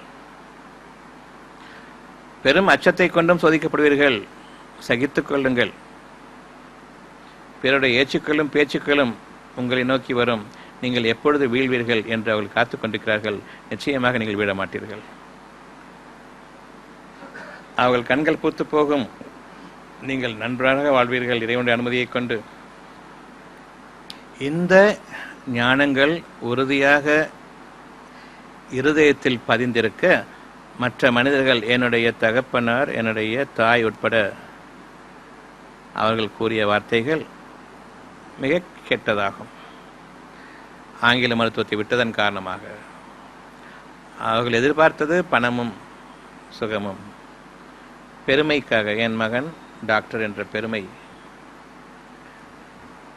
ஆனால் அந்த பெருமையிலிருந்தும் விலகிவிட்டதன் காரணமாக அவர்கள் என்னை நிச்சயமாக தன்னுடைய மகன் என்று சொல்வதையும் வெறுத்தார்கள். எப்படி மனித சமுதாயம், என்னுடைய நண்பர்கள், என்னுடைய காலேஜ் ஃப்ரெண்ட்ஸ் எல்லாமே சேர்ந்து என்னை வந்து, நான் சொல்கிறத கேளு, விட்டுற வேண்டாம், அதையும் பார்த்துக்க, இதையும் பார்த்துக்க. ஆற்றுல ஒரு கால் சேத்துல ஒரு கால் வைக்க முடியுமா? நன்மையும் தீமையும் ஒரு சேர செய்ய முடியுமா? செய்ய முடியாது. ஞானங்களும் அறிவும் ஒன்றா இருக்க முடியுமா? இருக்க முடியாது. என்ன பிடிக்கல, இதன் காரணமாக என்னென்ன தீமைகள் எனக்கு விளையுமோ என்ற அந்த பயத்தின் காரணமாக இன்று வெறுக்க ஆரம்பித்தேன். கெட்டதற்கு உள்ள கூலி கெட்டது இருக்குதுங்கிறத தெரியுமா தெரியாதா? நல்லதுக்கு நல்லதும் கெட்டதுக்கு கெட்டதும் இருக்குது. என்ன செஞ்சீங்களோ அந்த வினையை அனுபவிக்கணும்னு தெரியுமா தெரியாதா?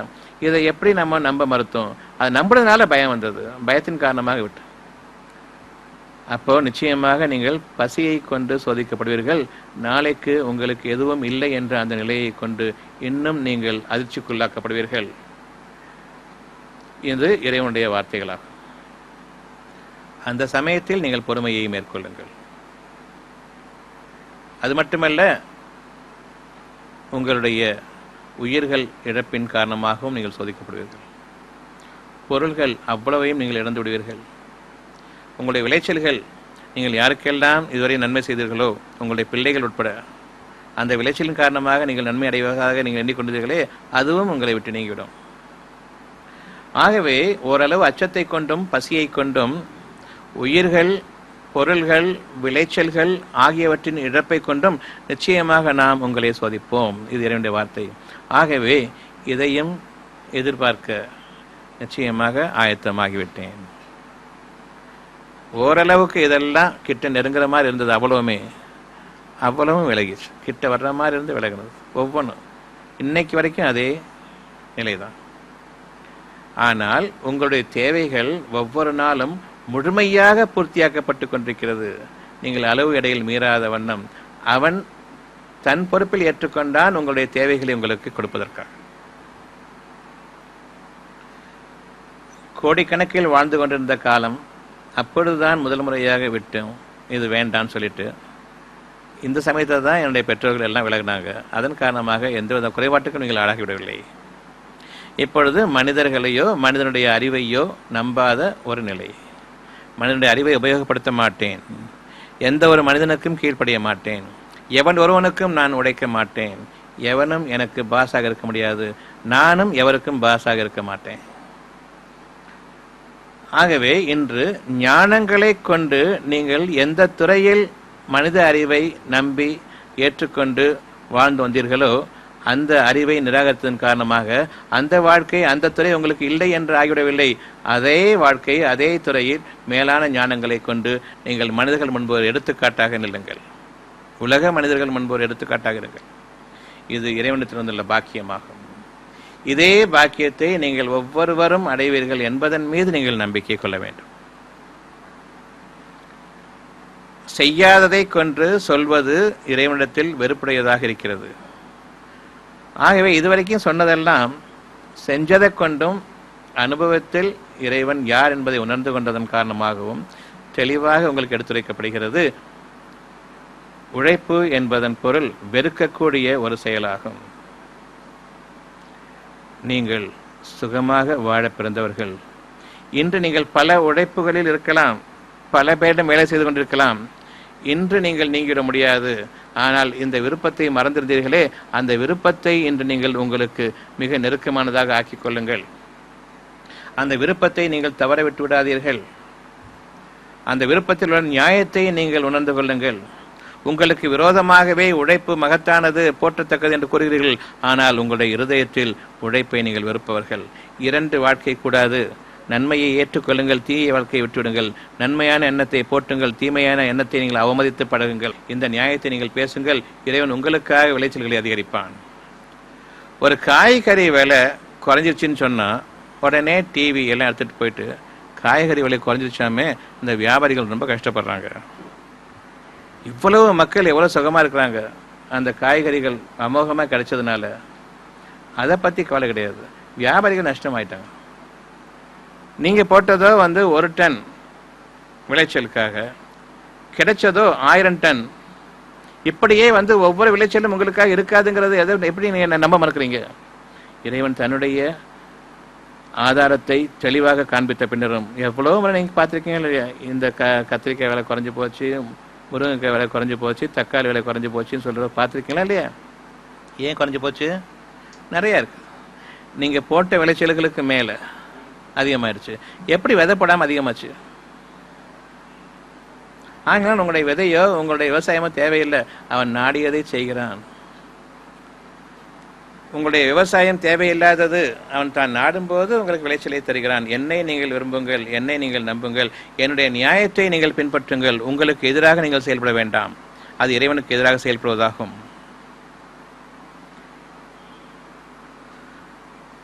ஒரு தக்காளி விலை உயர்ந்ததுன்னு சொன்னால், ஒரு கேரட் விலை உயர்ந்ததுன்னு சொன்னால், அமோகமான விளைச்சலின் காரணமாக நீங்கள் அறியாத பலத்திலும் தன்னுடைய பாக்கியங்களை தந்தானே அந்த இறைவனை எப்படி மறந்தீர்கள்?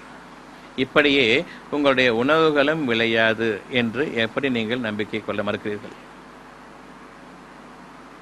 அப்படி விளைஞ்சிருச்சுன்னு சொன்னால், எங்கே போனாலும் தானியம் கொட்டி கிடக்குது, காய்கறிகள் கொட்டி கிடக்குது, பழங்கள் கொட்டி கிடக்குது, இனிமேல் என்ன வேணும் உங்களுக்கு? ஏன் நம்ப மறுத்தீங்க? காய்கறிகள் வீழ்ச்சி, வியாபாரிகள் கவலை. நமக்கு இனி இந்த வாழ்க்கை கூடாது. பொறுமையாளர்களாக நீங்கள் இருங்கள். உங்களுடைய வாழ்க்கையில் எந்த வழிமுறைகளில் நீங்கள் வெகு தூரம் கடந்து வந்துவிட்டீர்களோ, இறைவனை மறந்தவர்களாக மருத்துவர்களாகவும் நீங்கள் இப்பொழுது விரும்பினாலும் எவ்வளவு தூரம் கடந்து வந்திருந்தாலும் சரி, இறைவன் மன்னித்து எந்த பாதையில் எந்த பாயிண்ட்லேருந்து நீங்கள் தவறினீங்களோ அந்த பாயிண்ட்டை கொண்டு வந்து இன்னும் உங்களை மேலாக உயர்த்துவான். நாம் இதுவரை இறைவனை நம்பிக்கை கொள்ளாதவர்களாகவும் இறைவன் யார் என்பதை உணராதவர்களாகவும் வாழ்ந்து கொண்டிருக்கிறோம். இறைவனை நீங்கள் எங்கு இருக்கிறான் என்று கேட்டால், என்னுடைய தேவைகளை எனக்கு உயிருக்கு சமீபமாக இருந்து அறிவித்துக் கொண்டிருக்கிறான் என்ற இறைவன். ஆகவே இவர் எங்கும் இல்லை. இங்கு இருக்கக்கூடிய இறைவனும் அங்கு இருக்கக்கூடியவனும் இரண்டு வேறு தெய்வங்களாக நீங்கள் எடுத்துக்கொண்டால் அது தவறு. ஒரே தெய்வமாக நீங்கள் எடுத்துக்கொண்டீர்களானால் அங்கு இருக்கும் இறைவன் இங்கு இருக்கும் பொழுது இனி இங்குள்ள இறைவனை விட்டு அங்கு செல்ல வேண்டிய அவசியம் இல்லை. ஆகவே உங்களுடைய தேவைகளை இறைவன் அறிவிக்கிறான். மனிதர்களோ அந்த தேவைகளை பற்றி சந்தேகத்தையும் குழப்பத்தையும் ஏற்படுத்துவார்கள். ஒரு கண்ணு தெரியல, எனக்கு தலைவலிக்குது, மயக்கம் இருக்குது அப்படின்னு சொன்னால் மனிதர்கள் உலகத்தையே சுற்றிடுவான். நமக்கு உட்கார்ந்துட்டு இருக்கும்போது உலகம் சுற்றுது. கடைசியில் அதுக்கு வைத்தியம் கிடையாது. ஆனால் உள்ளுக்குள் உங்களுக்கு இறைவன் கூறுகிறான், நீங்கள் சுகமடைய வேண்டும். மனிதர்கள் கூறுகிறார்கள் சாத்தியமில்லை. இறைவன் நீங்கள் குணமாக வேண்டும் என்று கூறுகிறான். அதை தவிர்த்து மற்ற அவ்வளவு விளக்கங்களையும் வியாக்கியானங்களையும் குழப்பங்களையும் நீங்கள் கேட்டு உங்களுக்கு நீங்களே மன அழுத்தத்தையும் மனவியாதிகளையும் அதிகப்படுத்திக் கொண்டீர்கள். அந்த மனவியாதி என்னவென்றால் இறைவனை மறந்து விடுவதாகும். முற்றிலுமாக அவன் நினைப்பே அற்றுவிட்டது. உங்களுக்கு வேறு வழியே இல்லை. அவனுடைய நினைவு இருந்தால் மட்டும்தான் ஒரு வழி இருக்கிறது. நீங்கள் குணமாக வேண்டும் என்ற அந்த ஆசை இறைவனிடத்திலிருந்து வெளியாகிறதே தவிர நீங்கள் அந்த ஆசையை கொள்பவர்கள் இல்லை. நீங்கள் வரம்பு மீறி கவலை கொள்ள வேண்டாம். கவலை கொள்வதற்கும் ஒரு அளவு இருக்கிறது. வரம்பு மீறாதீர்கள். ரொம்ப கவலைப்பட்டு இருக்காதப்பா சொல்லுவாங்களா சொல்ல மாட்டாங்களா? எல்லாத்துக்கும் அளவு இருக்குது. அந்த கவலை அதிகமாகும் பொழுது நீங்கள் அளவு இடையில் மீறுகிறீர்கள். அது எங்கே தெரியும்? எந்த பாயிண்ட்டு நம்ம அளவு கவலையிலேருந்து அளவு இடம் மீறிட்டோன்னு தெரியும். கவலைகள் அதிகமாகும் பொழுது பயம் உணர்ச்சி அந்த பக்கம் நம்ம சென்றுவோம். நிச்சயமாக நம்முடைய காலம் முடிந்து விட்டது என்ற அந்த பயம் ஏற்படும். ஆகவே கவலை பயமாக உருவெடுக்கும் பொழுது நிச்சயமாக நீங்கள் வரம்பு மீறிவிட்டீர்கள். இறைவனை மறந்துவிட்டீர்கள். மிக பெரும் தெய்வ குற்றத்திற்கும் அவனுடைய அதிருப்திக்கும் அவனுடைய கோபத்திற்கும் ஆளாக இருக்கிறீர்கள். ஆகவே திரும்புங்கள். என் இறைவனே கவலையையும் பயத்தையும் கொண்டு நிச்சயமாக மனிதர்களுடைய அறிவு, அதாவது ஷைத்தான்கள், மனிதர்களுடைய அறிவு என்ன? ஷைத்தான்கள் என்னை குழப்பத்தில் ஆக்கி கொண்டிருக்கின்றன.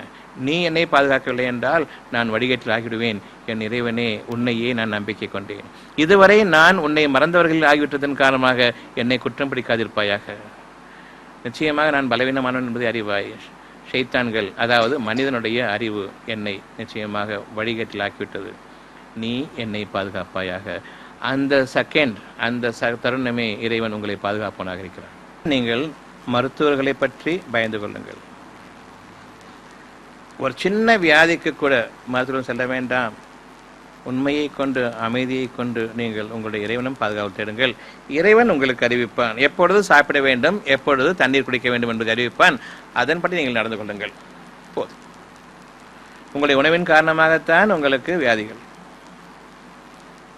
ஆகவே உங்களுடைய உணவு, உங்களுடைய தாகம், பசியையும் தாகத்தையும் நீங்கள் உணர்ந்து செயல்படுங்கள். உங்களுக்கு நோய் இல்லை. பசிக்கும் போது உணவு சாப்பிடுங்கள். தாகம் எடுக்கும் போது தண்ணீர் குடியுங்கள்.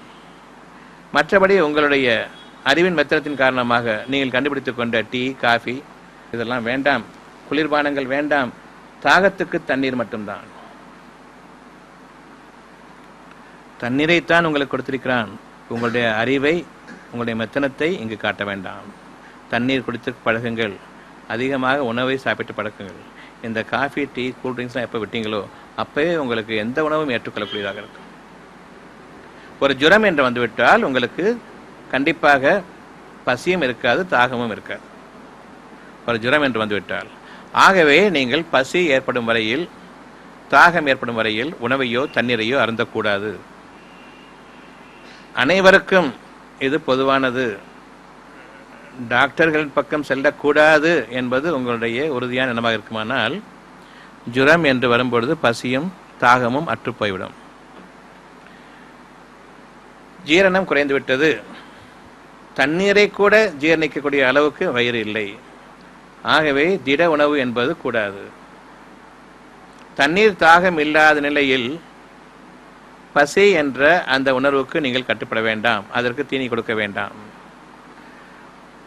ஏனென்றால் தண்ணீரை ஜீரணிக்கக்கூடிய அளவுக்கு கூட வயிறு இல்லை. அந்த பசி என்பது பொய்யான உணர்வு. அது உண்மையான உணவுக்காக உள்ள பசி கிடையாது.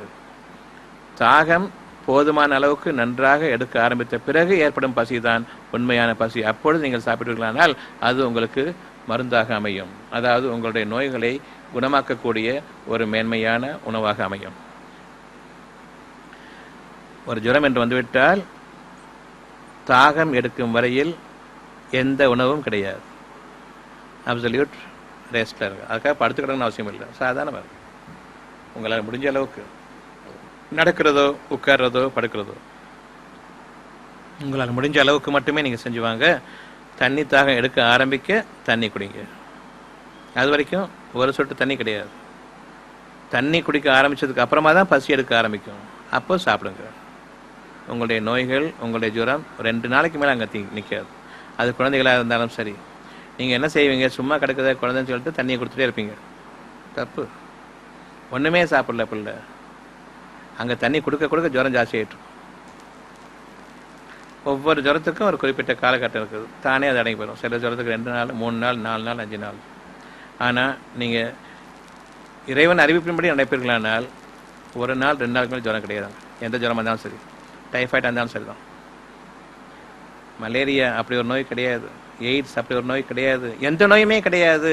நான் என்னுடைய உணர்வுகளை பின்பற்றுவேனேயானால், எப்பொழுது என்னுடைய உணர்வுகளை நான் மறுத்து மனிதர்களை பின்பற்ற ஆரம்பித்தேனோ, உங்களுக்கு நீங்களே கிடையாது. அப்புறம் எங்க நோய்? நீங்கள் காணாக்கப்படுவீர்கள். வாழ்க்கையை நீங்கள் தொலைத்து விடுவீர்கள். ஆகவே மனிதர்களை நம்பாதீர்கள், மனிதர்களுடைய அறிவை நம்பாதீர்கள் என்று கூறுகிறேன். யார் பெருமை பிடித்தவர்களாக இருக்கிறார்களோ அவர்கள் பக்கம் கடைக்கண் பார்வை கூட நாம் தீண்டக்கூடாது. ஆகவே நீங்கள் பெருமை கொண்ட மனிதர்களை விட்டு விலகி விடுங்கள். எந்த ஒரு தருணத்திலும் சரி. இப்போ நான் பேசிக்கிட்டு இருக்க நிலையில் எந்த இடத்துல என்னுடைய பெருமை வந்துச்சுன்னு பாருங்க. அப்படி வந்திருக்குமானால் அந்த பெருமையை கொண்டு பேசக்கூடிய அந்த நிலையில் நான் பேசிய பேச்சுக்கள் நிச்சயமாக தவிர்க்கப்பட வேண்டும்.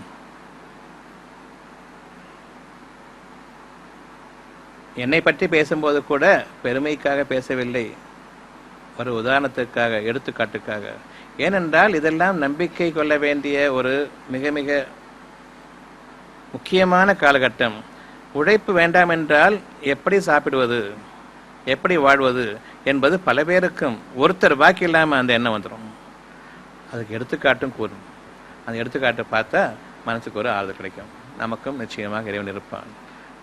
இதை நாம் சோதித்து பார்த்து கொண்டால் என்ன? ஆகவே ஒரு எடுத்துக்காட்டுக்காக என்னை பற்றி கூறினேனே தவிர என்னை பற்றி சொல்ல வேண்டும் என்பதற்காக இல்லை. சொல்வதற்கு நிறைய இருந்தாலும் சுருக்கமாகவும் என்ன தேவையோ அந்த அளவுக்கு மட்டும் சொல்லி நிறுத்தி கொண்டேன். இந்த மனிதர்களுடைய அறிவை நான் நம்பவில்லை. ஆகையினால் என்னுடைய தொழிலில் நான் முடக்கப்பட்டவனாக இல்லை. அவ்வளவு பேரையும் விட உயர்ந்தவனாக இருப்பதற்கு காரணம் இறைவனுடைய ஞானங்கள். இறைவன் தான் நாடியதை செய்பவன். தன்னை நாடியவர்களை இறைவன் நிச்சயமாக உயர்த்துபவனாக இருக்கிறான். அவர்களுக்கு ஒருபோதும் இழிவு இல்லை என்பதை நீங்கள் அறிந்து கொள்வதற்காகத்தான்.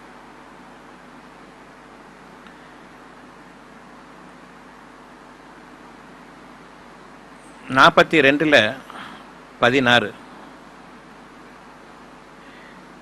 எவர்கள் இறைவனை ஒப்புக்கொண்ட பின்,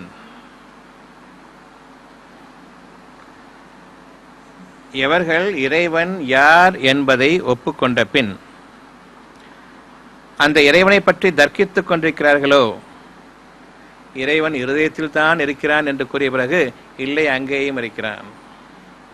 மீண்டும் மீண்டும் தங்களுடைய வாழ்க்கையில் தாங்கள் அறியாமல் இருந்த நிலையில், அறியா பருவத்தில் என்னுடைய பெற்றோர்கள், அவர்களும் அறியாதிருந்த நிலையில் அவர்களுடைய பெற்றோர்கள், அவர்களும் அறியாத இருந்த போது அவர்களுடைய மூதாதையர்கள், அந்த அறியாத பருவத்தில் எந்த விதமான பகுத்தறிவும் இல்லாத நிலையில் கற்றுக் கொடுக்கப்பட்ட அந்த சடங்கை சம்பிரதாயமாக வழி வழியாக கொண்டு வந்து அர்த்தமில்லாத ஒன்றை கடவுளாக கற்பித்து இன்று வரையில் நான் வாழ்ந்து கொண்டிருக்கக்கூடிய இந்த நிலையில் அதே மனம் நம்மை பின்பற்றி வரும்.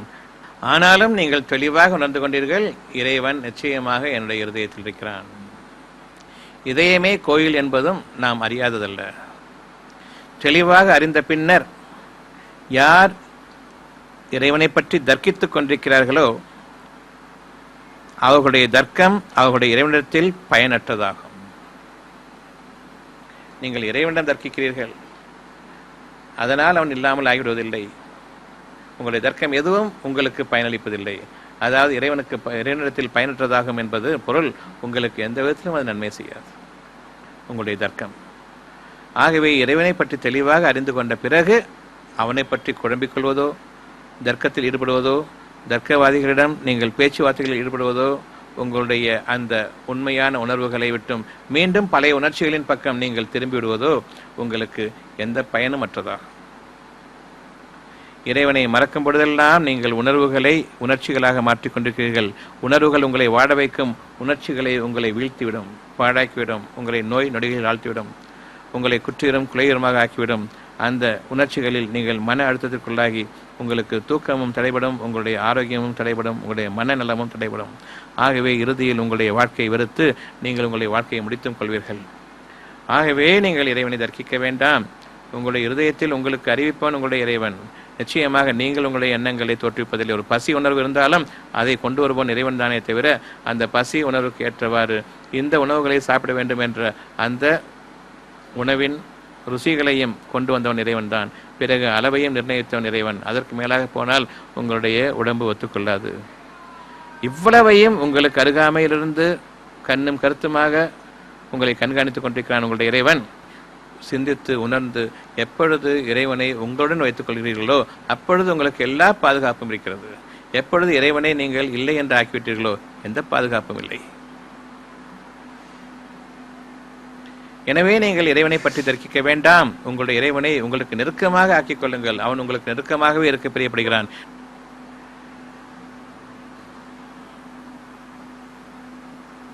அதனால் அவர்கள் மீது இறைவனுடைய கோபம் ஏற்பட்டு கடினமான வேதனையும் அவர்களுக்கு உண்டாகும்.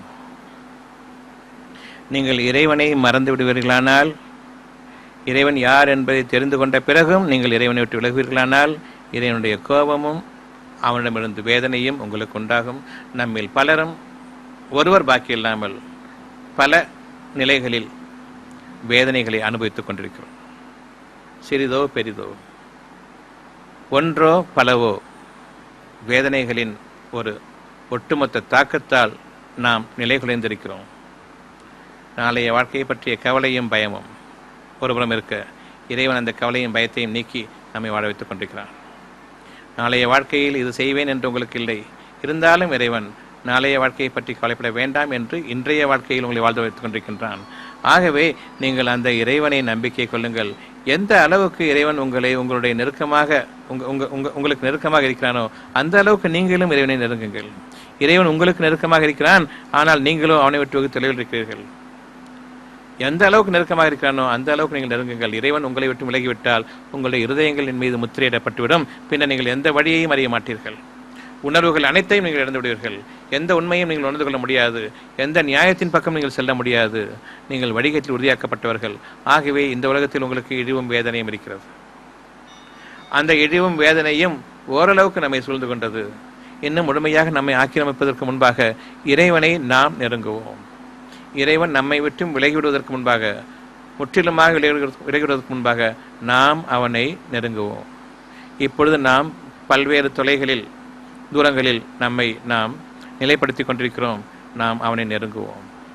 இறைவனை நாம் ஏற்றுக்கொண்டவர்கள், இறைவன் எங்கிருக்கிறான் என்பதை நாம் புரிந்து கொண்டவர்கள். நம்மில் எவரும் இனி இறைவனை நாடி ஆலயங்களுக்கு செல்வது கூடாது. அவ்வாறு செல்லவில்லை என்றால் மனிதர்களிடமிருந்து நீங்கள் காப்பாற்றப்பட்டவர்கள். நாளைய வாழ்க்கை இறைவன் உங்களுக்கு அனுமதிப்பான். நாளைய வாழ்க்கையில் உங்களுக்கு எந்த விதமான உணவு தட்டுப்பாடும் கிடையாது. உங்களுடைய தேவைகளுக்கு எந்த விதமான குறைவும் ஏற்படாது. உங்களுடைய மனதுக்கு எந்த விதமான கவலையோ பயமோ தீண்டாது. உங்களுடைய வாழ்க்கையில் நீங்கள் செல்லும் இடமெல்லாம் உங்களுக்கு சிறப்பும் இருக்கும். ஆகவே அந்த இறைவனை நீங்கள் ஏற்றுக்கொள்வது உங்களுக்கு மிக உகந்ததாகும். மனிதர்களுக்காக உழைக்கக்கூடாது. இறைவனுக்காக நீங்கள் அடிபணிந்து விடுங்கள். உழைப்பு என்ற அந்த கெட்ட வார்த்தை மற்ற மனிதர்களுக்கு, இறைவனை சேர்ந்தவர்களுக்கு உழைப்பு என்ற அந்த குப்பை கொட்டுதல் கூடாது. நம்பிக்கையுடன் இருங்கள். உலக வாழ்க்கையின் அமைப்பு நமக்கு ஏற்புடையதல்ல. இறைவன் எதை அனுமதித்திருக்கிறானோ அந்த அழகான உணர்வுகள் மட்டும்தான் என்னுடைய வாழ்க்கையாக அமைய வேண்டும். மனிதர்களுடைய நடைமுறை எனக்கு விரோதமானது, என்னுடைய உணர்வுகளுக்கு விரோதமானது. ஆகவே என் இறைவனிடம் நான் பாதுகாவல் தருகின்றேன். என் இறைவனே, என்னுடைய உணர்வுகளில் என்னை வாழ வைப்பாயாக. என்னுடைய உணர்வுகளை எனக்கு உண்மையாக்கி வைப்பாயாக. இதுகாரம் நான் மனிதனுடைய வாழ்க்கை வழிமுறைகளில் சீரழிந்து விட்டேன். அதன் காரணமாக என்னை குற்றம் பிடிக்காதிருப்பாயாக. அதன் விளைச்சல்களிலிருந்தும் விளைவுகளிலிருந்தும் நீ என்னை பாதுகாத்துக் கொள்ள இறைவனே. எனக்கு நீ போதுமானவன். இன்னும் என்னை வழிநடத்த என்னை முழுதுமாக நீ பொறுப்பேற்றுக் கொள்வாயாக. இதன் காரணமாக நான் என் பொறுப்பிலிருந்து முழுமையாக விடுபட்டு விட்டேன். உனக்கே முற்றிலும் சரணடைந்தேன். என்னை நீ உன் பொறுப்பில் முழுமையாக ஏற்றுக்கொள். இனி இந்த நிலை ஏற்பட்ட பிறகு இறைவனுடைய வழிகளிலிருந்து நீங்கள் தவறுவீர்களானால் நேரான வழியில் சென்று கொண்டிருக்கும் வரையில் உங்களுக்கு எந்த விதமான பாதகமும் ஏற்படாது. கொஞ்சம் இந்த பக்கம் திரும்பினாலும் உங்களுடைய மூக்கணாங்கையில் இருக்கப்படும். அந்த நிலை வர்ற வரைக்கும் இறைவனுடைய பாதுகாப்பில் நீங்கள் முற்றிலுமாக நுழையவில்லை. எப்போ ஒரு சின்ன தவறு நம்ம செய்கிறோமோ அப்போவே பிடிக்கப்படுறீங்களோ இறைவனுடைய முழுமையான கண்காணிப்பில் நீங்கள் நுழைந்து விட்டீர்கள். ஆகவே நீங்கள் உங்களுடைய இறைவனை பற்றி திருத்திக் கொள்ளுங்கள். உங்களுக்கு எந்த கேடும் வராது. அவன் அவ்வளோ செய்கிறான, அவ்வளோ நல்லா தான் இருக்கிறான். கைவிடப்பட்டவன் நிச்சயமாக அவன் பிடிக்கப்படும் பொழுது அவன் உதவி செய்யப்பட மாட்டான். ஆகவே அவர்கள் பக்கம் திரும்பாதீர்கள். எவர்களுக்கு நாம் இவ்வுலகத்தின் பொருள்களை திறந்துவிட்டு அவர்கள் அதன் காரணம் சுகம் அனுபவித்துக் கொண்டிருக்கிறார்களோ அவர்களின் பக்கம் நீங்கள் திரும்ப வேண்டாம். அவர்களுடைய வாழ்க்கையை உங்களை மயக்கிவிட வேண்டாம். அவர்கள் எத்தகைய செல்வங்களையும் மக்கள் தொகையையும் அவர்களுக்கு பின்னால் கொண்டிருந்தாலும் சரி, மயக்கிவிட வேண்டாம். இது இறைவனுடைய தெளிவான ஆணையாகும், எச்சரிக்கையாகும். அவர்கள் மனிதர்களே அல்ல, அவர்கள் பக்கம் திரும்பக்கூடாது.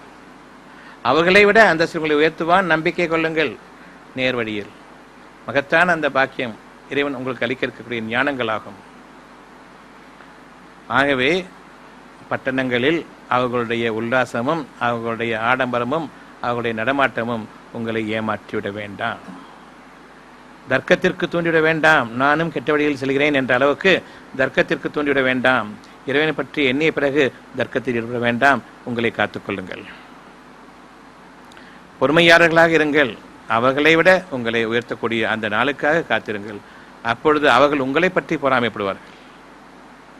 நீங்கள் அப்பொழுது பெருமை கொண்டவர்களாக இருக்க மாட்டீர்கள். அவர்களையும் நேர்வழிப்படுத்தக்கூடிய அந்த செய்திகளைத்தான் அவர்களுக்கு சொல்வீர்களே தவிர, நீங்கள் இப்பொழுது நீங்கள் யாரை பார்த்து நன்றாக இருக்கிறான் என்று பெருமைப்பட்டு கொண்டிருக்கக்கூடிய மனிதர்களை உங்களுடைய வழிமுறையாக எடுத்துக்கொள்ளலாம் என்று உங்களுடைய மனச்செய்கள் தூண்டுகிறதோ அப்படி நீங்கள் செயல்பட மாட்டீர்கள். உண்மையை கொண்டும் நியாயத்தை கொண்டும் தன்மையை கொண்டும் பணிவை கொண்டும் நீங்கள் மனிதர்களிடம் நடப்பீர்கள். அந்த வாழ்க்கைக்கு இறைவன் உங்களை பொறுப்பேற்றுக் கொள்வான். இனி உங்களிடம் எந்த பொறுப்பும் இல்லை. நீங்கள் செய்யக்கூடிய எந்த காரியத்திற்கும் குற்றம் பிடிக்கப்பட மாட்டீர்கள். ஆனால் ஒவ்வொரு தவறுக்கும் அங்கு செக் பாயிண்ட் இருக்கு. ஆகவே நீங்கள் மனச்செயலின் பக்கம் போய்விட முடியாது. இப்பொழுதே நீங்கள் உங்களுடைய இறைவனிடம் முழுமையாக பொறுப்பேற்படுத்திக் கொள்ள அவனிடம் நீங்கள் உங்களை அர்ப்பணித்து விடுங்கள். மனதார ஏற்றுக்கொள்வான். இன்றைய வகுப்பு இத்துடன் முடிகிறது. இனி உங்களுடைய கேள்விகள் என்ன?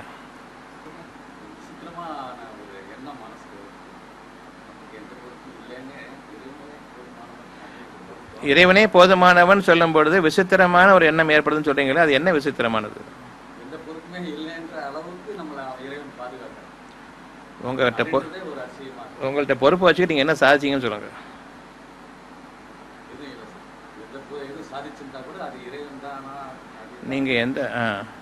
நீங்க நாளைக்கு ஒரு காரியம் நான் செய்ய போறேன்னு இருக்கும் பொழுது நீங்க நினைச்சபடி அந்த காரியத்தை செஞ்சிருக்கீங்களா? ஏதாவது ஒரு காரியம் நீங்க நினைச்சபடி செஞ்சிருக்கீங்களா?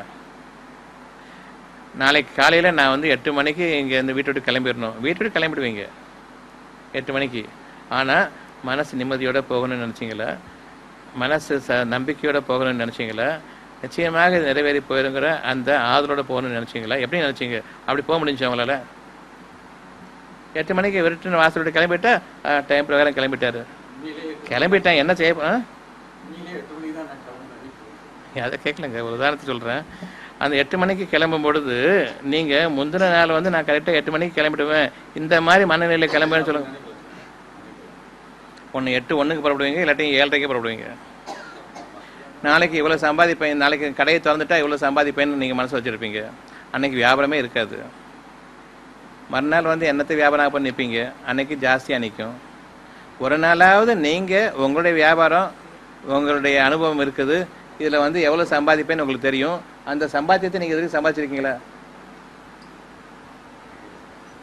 இன்னைக்கு இவ்வளோ வரும்னு சொல்ல முடியும் உங்களால்? சொல்ல முடியாது இல்லை? என்ன டார்கெட்? உங்களுடைய அளவு என்ன தெரியாது? அளவு தெரியாது உங்களுக்கு? என்ன உங்களுடைய அளவு என்ன?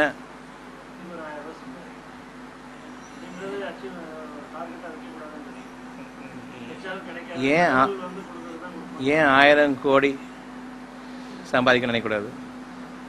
1000 சம்பாதிக்கிறது உங்கள்ட்ட கிடையாது. சரி, நீங்கள் 1000 சொன்னீங்களா? சம்பாதிச்சுடுவீங்களா? இன்னைக்கு நிச்சயமாக சொல்ல முடியுமா? சொல்ல முடியாது. அதுக்கு 1000 கோடி நினச்சிட்டு போகிறது இதுவும் கிடையாது, அதுவும் கிடையாது, நல்லா நினச்சிட்டு போகிறது.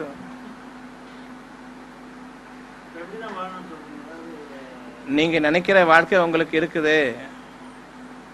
நீங்கள் முதல்ல அதை நம்பிக்கை கொண்ட பிறகு ஏன் அதை நீங்கள் சந்தேகிக்கிறீங்க? முதல் முறையாக உங்களுக்கு ஒரு எண்ணம் வருது, நான் இந்த வாழ்க்கை இன்னைக்கு நான் வாழணும். நாளைய வாழ்க்கை விட்டுருங்க, இன்னைக்கு இப்படி வாழணும்னு நினைக்கிறீங்க. அதே சமயத்தில் நம்மளால முடியுமான்னு நினைக்கிறீங்க. முதல்ல வர்ற விருப்பம் என்ன, அப்புறமா முடியுமான்னு நினைக்கிறது என்ன? இப்போ ரெண்டில் எது பாக்கி இருக்க போகுது? 100% நம்பிட்டீங்க, 90% சந்தேகப்பட்டீங்க, மீதி 10% தான் பாக்கி இருக்குது. இதுதான் அவங்களுடைய வாழ்க்கை. இந்த சந்தேகம் இல்லாமல் ஒரு நாளாக வாழ்ந்துருக்கீங்களா? நீங்கள் நினச்ச விருப்பம் ஒன்று நிறைவேறினா நல்லா இருக்குமே அப்படிதான் நினச்சிருப்பீங்களே தவிர நிறைவேறுன்னு ஒரு நாள் நினச்சிருப்பீங்களா? நிறைவேற்றியே தீருவேங்கும் போது பல விதமான சகடங்களில் நீங்கள் உங்களை சாழ்த்திக்கிட்டு பல பேருடைய ஏச்சுக்களுக்கும் பேச்சுக்களுக்கும் ஆளாகி ஏன் இப்படி நாயா பைய அலையறான்னு சொல்லிட்டு 10 பேர் கேள்வி கேட்டு புடுங்கி பணத்தாசை பிடிச்சோன்னு சொல்லிட்டு பல பேரும் திட்ட இவ்வளவு பேருடைய ஏச்சுக்களையும் பேச்சுக்களையும் சாபத்தையும் வாங்கிட்டு தானே ஒரு குறிப்பிட்ட சம்பாத்தியம் சம்பாதிக்க முடியும் உங்களால். மற்றபடி நியாயமாக வர்றதுல உங்களுக்கு எந்த விதமான இடியும் இருக்காதாங்க. உங்களுடைய டார்கெட் என்ன இனி வைக்க முடியுமா உங்களால்? தர்றதான் டார்கெட். அந்த டார்கெட் அவன் தான் வச்சுருக்கிறான். நீங்கள் எவ்வளோ தான் முட்டியும் போதுனாலும் அந்த டார்கெட் அவன் நினச்ச அந்த டார்கெட் தானே தவிர வேறு டார்கெட் கிடையாது. நீங்கள் பொறுமையாக இருந்தால் அந்த டார்கெட்டில் நன்மை இருக்குது. நீங்கள் அவசரப்பட்டாங்களா சொன்னீங்க சொன்னால் மனிதர்கள் அவ்வளோ பேர் உங்களை சபிச்சுட்டு போவோம். அதே டார்கெட் தான். இன்றைக்கி ஒன்றும் கிடையாதுன்னா ஒன்றும் கிடையாது தான். நீங்கள் என்ன செய்ய முடியும்? என் கடை பெரிய கடை, இன்றைக்கி யாருமே வரல, அதுக்காக கடை மேலே கோவப்பட்டு எழுத்து முடிவிங்களா? கிடையாது. பெருமை பாதிச்சுன்னு சொல்லிட்டு கிடையாது. உங்களுக்கு என்ன முடியும்னு சொல்லுங்கள் பார்ப்போம். ஏதாவது ஒரு காரியம் உங்களால் முடிஞ்சுக்கான்னு சொல்லுங்கள் பார்ப்போம். அவனுடைய அனுமதியை கொண்டு நடக்காமல் எந்த ஒரு காரியமும் உங்களால் முடியுமான்னு சொல்லுங்கள் பார்ப்போம். ஒரு பாத்ரூம் போகிறது உங்களால் முடியாதாங்க. நீங்கள் நினச்ச காரியம் செய்ய முடியாதாங்க. இறைவன் அவங்களுடைய மடத்தனத்தை அவர்களுக்கு அழகாக்கி காண்பிக்கிறான். ஆகவே அவர்களுடைய தங்களுடைய பெருமையில் அடிந்து போவார்கள், எந்த நன்மையும் உணர மாட்டார்கள். இனி உங்களுடைய பொறுப்பு என்ன இருக்குது? மனிதன் இறைவனால் படைக்கப்பட்டு இறைவனால் வழிநடத்தப்பட்டால் தவிர அவனுக்கு வாழ்க்கை இல்லை. ஆனால் இவனோ நான் பிறந்தேன், நான் வளர்ந்தேன், நான் முயற்சி செஞ்சேன், நான் உழைச்சேன், நான் ராத்திரி பகல இது பண்ணேன், நான் வாழ்ந்தேன், அவனுக்கு எந்த நன்மையும் இல்லை. ஆகவே நீங்கள் இறைவன் பக்கம் இருந்து உங்களுடைய நிலையை உயர்த்தி கொள்ளுங்கள். பிற மனிதர்களுக்கு எடுத்துக்காட்டாக இருங்கள்.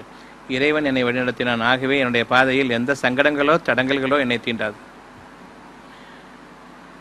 எந்த விதமான குறைகளை கொண்டும் நான் என் வாழ்க்கையில் இன்று வாழ்ந்து கொண்டிருக்கவில்லை. நிறைவான வாழ்க்கை. மனதிற்கும் கஷ்டமில்லை, உடலுக்கும் நோய்கள் இல்லை.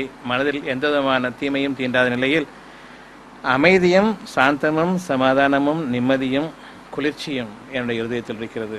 ஆகவே இது சொர்க்க வாழ்க்கை. நான் விரும்பியது இருக்கிறது, இறைவன் தருவான். அந்த நம்பிக்கையும் இருக்கிறது. நான் இந்த உலகத்திலேயே சொர்க்க பூங்காவனில் மகிழ்க்கப்படுவேன் என்பதன் மீதும் நம்பிக்கை கொண்டேன். ஆகவே இதுவே உங்களுடைய எண்ணமாக இருக்கட்டும். சொர்க்க பூங்காவனங்கள் கேள்விப்பட்டிருக்கீங்களா அல்லது பார்த்துருக்கீங்களா? அது என்ன? அது சொர்க்க பூங்காவனங்கள்னா என்ன தெரியாது. ஆனால் சொர்க்கங்கிற வார்த்தை தெரியும். இது வரைக்கும் அது என்னன்னு கூட நம்ம யோசிச்சு பார்க்கலையே. யோசிச்சு பார்த்தா நம்மளுக்கு ஆசை வந்திருக்குமே. சொர்க்கம் என்பது உங்களுடைய தேவைகள் அனைத்தும் உங்களுடைய காலடியில் இருக்கக்கூடியதாக. உங்களுக்கு குழு மணாலி போகணும்னு ஆசை இருக்குதா? உங்களுக்கு நெருக்கமாக இருக்குது, அங்கே போகாதீங்க, இங்கே இருக்குது. சுவிட்சர்லாந்து போகணும்னு ஆசை இருக்குதா? அங்கே போக வேண்டாம், இங்கே இருக்குது. மேகங்களில் வாழணும்னு ஆசை இருக்குதா? அங்கே போக வேண்டாம், உங்கள் காலடிக்கு வரும். பூங்காவனங்கள் உங்களுக்கு இருக்கணும், அங்கே விஷ ஜந்துக்கள் இருக்கக்கூடாதுன்னு உங்களுக்கு ஆசை இருக்குதா? எந்த விதமான விஷ ஜந்துக்கள், ஒரு கொசு கூட அங்கே இருக்கக்கூடாது ஆசை இருக்குதா? அது இருக்குது. மலர்கள் அங்கு பூத்து குலுங்கணும்னு ஆசை இருக்குதா? இருக்குது. ஒவ்வொரு மலர்லேருந்து வாசனை முழுமையாக நிறைஞ்சிருக்கணும். அந்த வாசனைகள் ஒவ்வொன்றும் தனித்தனியாக நுகரணும், சேர்ந்தும் பலவிதமான காம்பினேஷன் நான் உணரணும். அங்கு காற்றும் இருக்கணும், சாரலும் இருக்கணும், தூரலும் இருக்கணும், நினைச்சா மழையும் இருக்கணும். அடர்த்தியான நிழல்களில் நான் அங்கே இருக்கணும். சோலைவனங்களில் என் கீழே சதா நீரர்கள் ஓடிக்கொண்டிருக்க வேண்டும்.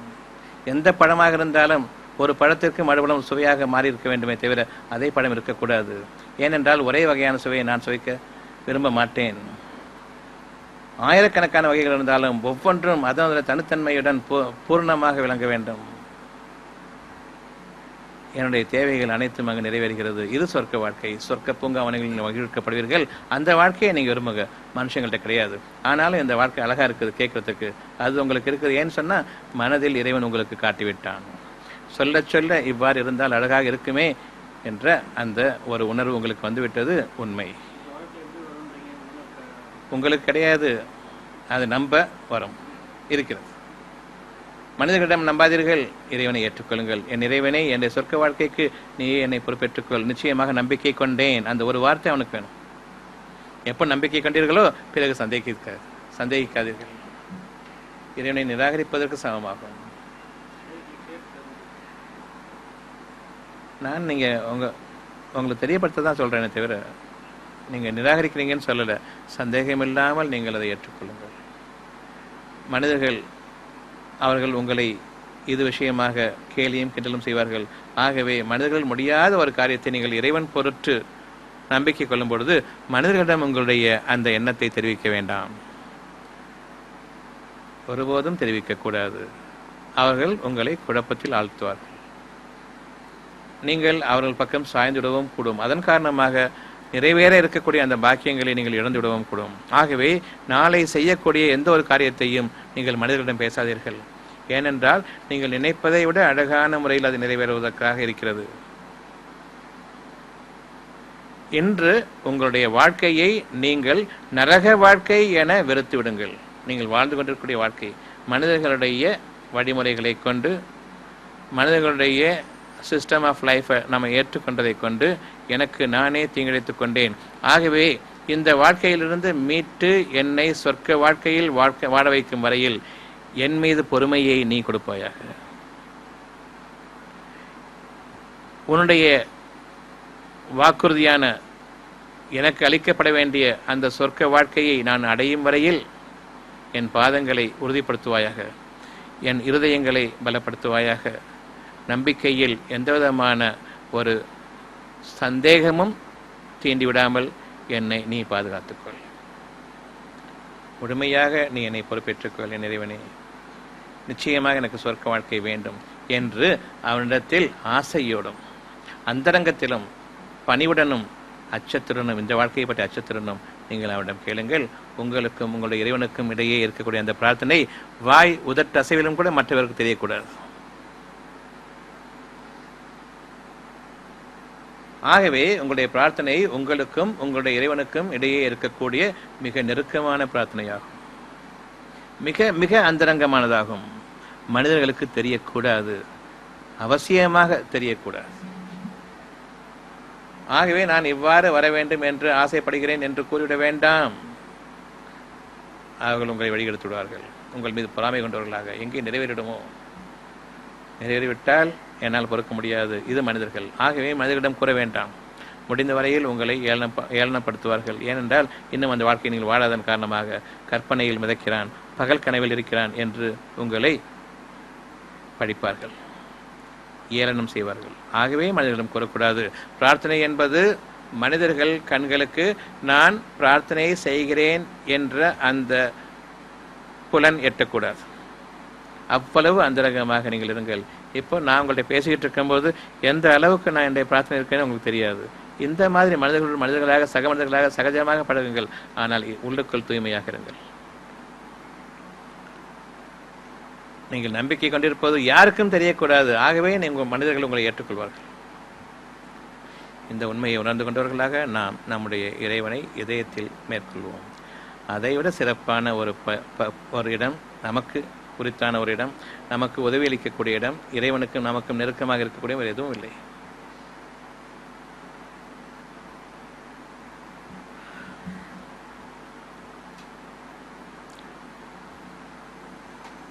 மனிதனுக்கு பொறுப்பு என்று எதுவும் இல்லை. அவனுடைய பெருமையை அவன் தனக்கு பொறுப்பாக ஏற்றுக்கொள்கிறான். தன்னுடைய பெருமையையே அவன் தனக்கு பொறுப்பு என்று ஏற்றுக்கொள்கிறான். நிச்சயமாக அவர்கள் ஏற்றுக்கொண்டது மிக கேடானதாகும். அவர்கள் பொறுப்பேற்றுக்கொண்ட எந்த ஒரு காரியத்தையும் அவர்களுக்கு பாதகமாகவே தவிர செய்து கொள்ள முடியாது. ஆகவே தங்களுக்கு தாங்களே நஷ்டம் விளைவித்துக் கொண்டவர்கள் யார் என்றால், தங்கள் மீது பொறுப்பு இருக்கிறது என்று யார் கூறுகிறார்களோ அவர்கள் தங்கள் பெருமையை கொண்டு கூறுகிறார்கள். அவர்களுக்கு எந்த அறிவும் கிடையாது. பெருமையின் காரணம் அந்த ஒருத்தனுக்கு ரொம்ப பொறுப்போடு இருக்கிற பெருமைக்காக அவர் எந்த பொறுப்பையும் அவர்களுக்கு நிறைவேற்றிக் கொள்ள முடியாது. வேறு கேள்விகள்?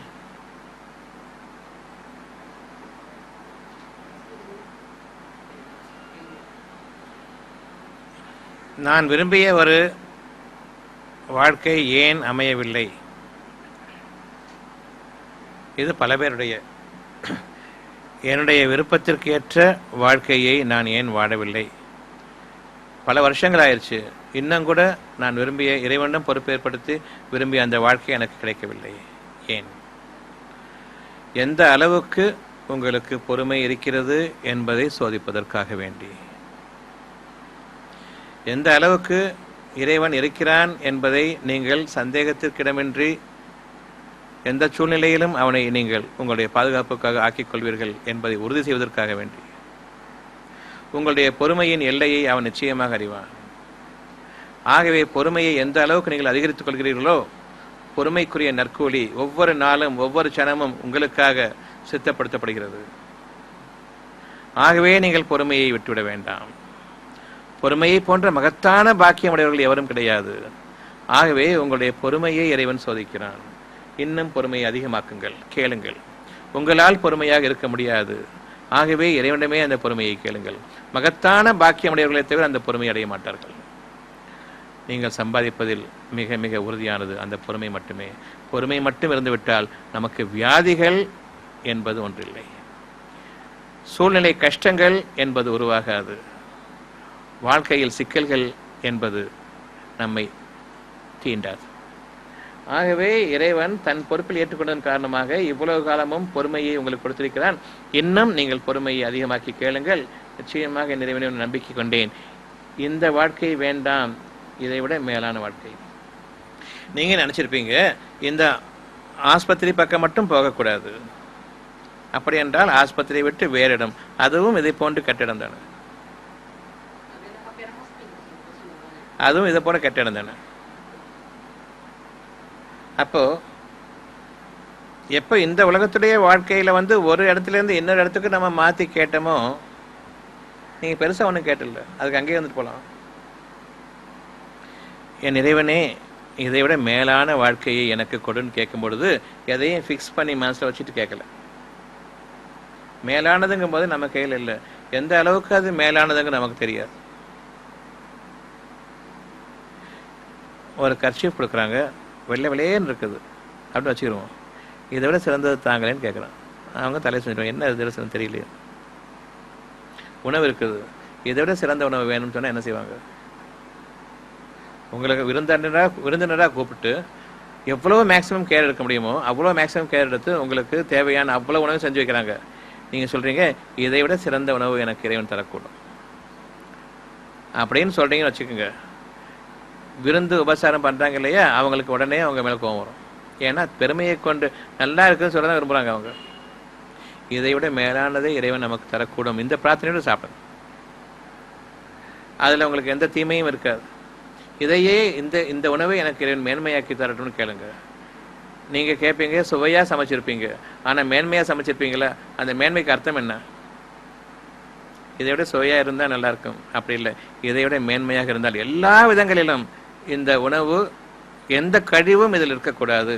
ஆகவே இந்த உணவிலிருந்து கழிவுகள் நிச்சயமாக வெளியேறாது. நன்மையானது உடலில் கிரகிக்கப்பட்டு கழிவுகள் வெளியேற்றப்படுது. அந்த உணவுல கழிவுகள் என்ன? தூய்மையான உணவு. இது வரைக்கும் நம்ம பார்த்துருக்கோமா? ஆகையினால மனிதர்களையே நம்பி வாழாத ஒரு வாழ்க்கை எனக்கு கூட நீங்கள் கேட்குற வரைக்கும் இன்னும் பிரார்த்தனை சரியில்லை, இன்னும் கொஞ்சம் உயர்த்துங்கன்னு சொல்கிறான்ல. இப்போ அந்த வாழ்க்கை உங்களுக்கு ஏற்றுக்கொள்ளும். மேலான வாழ்க்கை கேட்கும் பொழுது மனிதர்களை நம்பி வாழாத வாழ்க்கை எனக்கு, இதை விட சிறந்த பிரார்த்தனை இல்லை. அதாவது உன்னை மட்டுமே ஏற்றுக்கொண்டு வாழக்கூடிய வாழ்க்கை எனக்கு. அதனுடைய பொருள் தான் மனிதர்களுடைய அல்லது மனிதர்களுடைய அறிவை நம்பி வாழாத வாழ்க்கையை மேலான ஞானங்களை கொண்டு நீ எனக்கு வாழ்க்கையை கொடுன்னு கேட்கணும். ஹாஸ்பிட்டல்லேருந்து விலைக்குன்னு கேட்டால் இன்னொரு இடத்துல போய் சேர போகிறீங்க, அங்கேயும் அதே லெவல் தான். ஆகையினால இன்னும் அந்த பிரார்த்தனை உயர்த்தப்பட வேண்டும் என்பதற்காகவே இவ்வளவு கால பொறுமைக்கு அப்புறம் இன்னைக்கு இந்த பிரார்த்தனையை மாற்ற சொல்லி இறைவன் உங்களுக்கு அறிவிச்சிருக்கிறான். ஆகவே இன்று முதலாக இந்த பிரார்த்தனை நிறைவேறுவதற்குரிய காலகட்டம் இறைவனிடம் இருக்கிறது. அந்த காலகட்டத்தை நெருக்கி வரவும் செய்ய முடியும், அல்லது அதை இன்னும் சற்று தொலைவிலாக்கவும் முடியும். நீங்கள் பொறுமையை மட்டும் கேளுங்கள். ஒவ்வொரு நிமிடமும் ஒவ்வொரு மூச்சிலும் நீங்கள் பொறுமையை மேற்கொள்ளும் போது அதற்குரிய நற்கூலி சித்தப்படுத்தப்படுகிறது. அந்த நற்கூலியின் பலன்களை எவரும் அறிய மாட்டார்கள். ஆகவே நம்பிக்கை கொண்டவர்களாக பொறுமையை மேற்கொள்ளுங்கள். என்ன செய்யவும் செஞ்சுட்டுங்க. வெறுத்த நிலையில், பகிரங்கமாக வெறுக்க வேண்டாம், ஜனங்களுக்கு பிடிக்காது. உள்ளூர வெறுத்த நிலையில் ஒருத்தர்கிட்ட வேலை செய்யும் பொழுது நீங்கள் விரும்பினாலும் விரும்பாட்டாலும் பல காலகட்டங்களில் நீங்கள் வெறுக்கத்தான் செய்வீங்க. வரும்போதே ஏன் லேட்டுன்னு கேட்பான். மனசில் என்ன வரும்? வெறுப்பு வரும். வீட்டுக்கு போகணும், பல கேள்வியில் கேட்பான், நம்ப மாட்டான், வெறுப்பு வரும். 5 மணி வரைக்கும் வேலை செய்யணும், என்னால் முடியல, வெறுப்பு வரும். தொழிலுக்கு துரோகம் செய்யணும்னு நினைப்பீங்க, தொழிலே துரோகம், அப்புறம் என்ன தொழிலுக்கு துரோகம் பண்ணுறது? இறை துரோகம் பிற மனிதர்களுக்கு வேலை செய்கிறது, நீங்கள் தொழிலுக்கு துரோகம் நினைப்பீங்க. அப்படி கிடையாது. இதுதான் உண்மையான உணர்வுகள். இதை மதித்து பழகுங்க. இதை விட மேலான வாழ்க்கைக்கும். தொழிலை இப்போ விட முடியாது, நாடையில் கண்டிப்பாக மாறியே ஆகும். சந்தேகம் இல்லாமல் மாறத்தான் வேணும், மாறும். ஆகவே இந்த தொழிலை வெறுத்த நிலையில் என் இறைவனே இதிலிருந்தும் எனக்கு மேலான வாழ்க்கையை கொடு, அவ்வளவுதான். அந்த வாழ்க்கை என்ன என்பதை நீங்கள் உணர மாட்டீர்கள். இறைவன் அறிவான் உங்களுடைய தகுதிக்கு என்ன என்பது. இன்னும் நீங்கள் அவனிடம் கேட்க வேண்டியதெல்லாம், என் இறைவனே இதன் மீது நான் நம்பிக்கை கொண்டேன், ஷைத்தான் சந்தேகத்தை கொண்டு இந்த நம்பிக்கையை வீணாக்கிவிடாமல் நீ பாதுகாத்துக்கொள். ஆகவே பொறுமையை கொண்டும் நீ எனக்கு உதவி செய், இன்னும் சகிப்புத்தன்மையையும் கொடு. ஏனென்றால் ஒவ்வொரு பொறுமையினுடைய நீங்கள் பொறுமையை மேற்கொள்ளக்கூடிய அந்த தருணத்தில் உங்களுடைய நன்மைகள் அதிகமாக்கப்படுகின்றன. உங்களுக்காக சித்தப்படுத்தப்பட்டு வைத்திருக்கக்கூடிய அந்த நன்மைகளை நீங்கள் அறிய மாட்டீர்கள். எனினும் அது உங்களுக்கு வந்து சேரும், வந்தே தீரும். ஆகவே நீங்கள் இறைவனுடைய அந்த பாக்கியத்தில் நம்பிக்கை வந்துட வேண்டாம். ஒரு சாதாரணமாக ஒரு ஃபிக்ஸ்ட் டெபாசிட் போட்டாலே எவ்வளோ காலம் இருக்குதோ அதுக்குள்ளே கொஞ்சம் அதிகமான பணம் வருதா இல்லையா? இவனை நம்பும் போது அவன் நம்ப மாட்டீங்களா? நான் கேட்டது உன்னை நம்பிட்டே எனக்கு இருக்குது. ஆமாம், பொறுமையுடைய காலமெல்லாம் அங்கே டெபாசிட்டில் அதிகமாயிட்டு நம்பிக்கை மறைவாக வைக்கப்பட்டுள்ள அந்த பாக்கியத்தையும் சித்தப்படுத்தப்பட்டிருக்கக்கூடிய அந்த மகத்தான நன்மைகளையும் உங்களுக்கு அவன் கொடுக்காம விட மாட்டான். இப்போ இவங்க கிடைச்சிருக்கக்கூடிய அந்த நன்மை நிச்சயமா இவங்க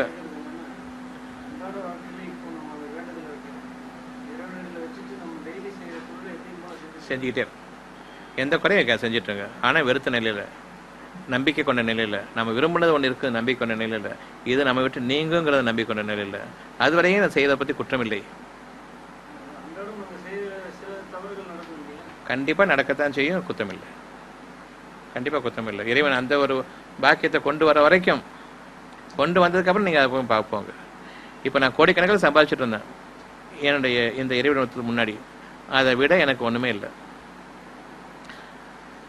இப்போது இறைவனுடைய பாக்கியம் உங்களுக்கு வந்திருக்குது, ஆனால் பொருள் அடிப்படையில் உங்களுக்கு லாபம் இல்லை. இப்போ ஆகையினால அங்கேயே இருக்க போறீங்கன்னா நீங்கள் வர போகிறீங்களா?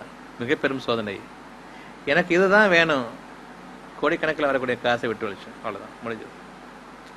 இது இறைவனுடைய சோதனையில் வெற்றி பெற்றீர்கள். ஆகையினால எந்த குறையும் உங்களுக்கு இல்லை. நிறைவான வாழ்க்கை. நேற்று வரைக்கும் பேங்க்கில் போட்டு வச்சுருந்தீங்க, இன்றைக்கி இறைவன்கிட்டயே பேங்கிங்காக இருக்குது.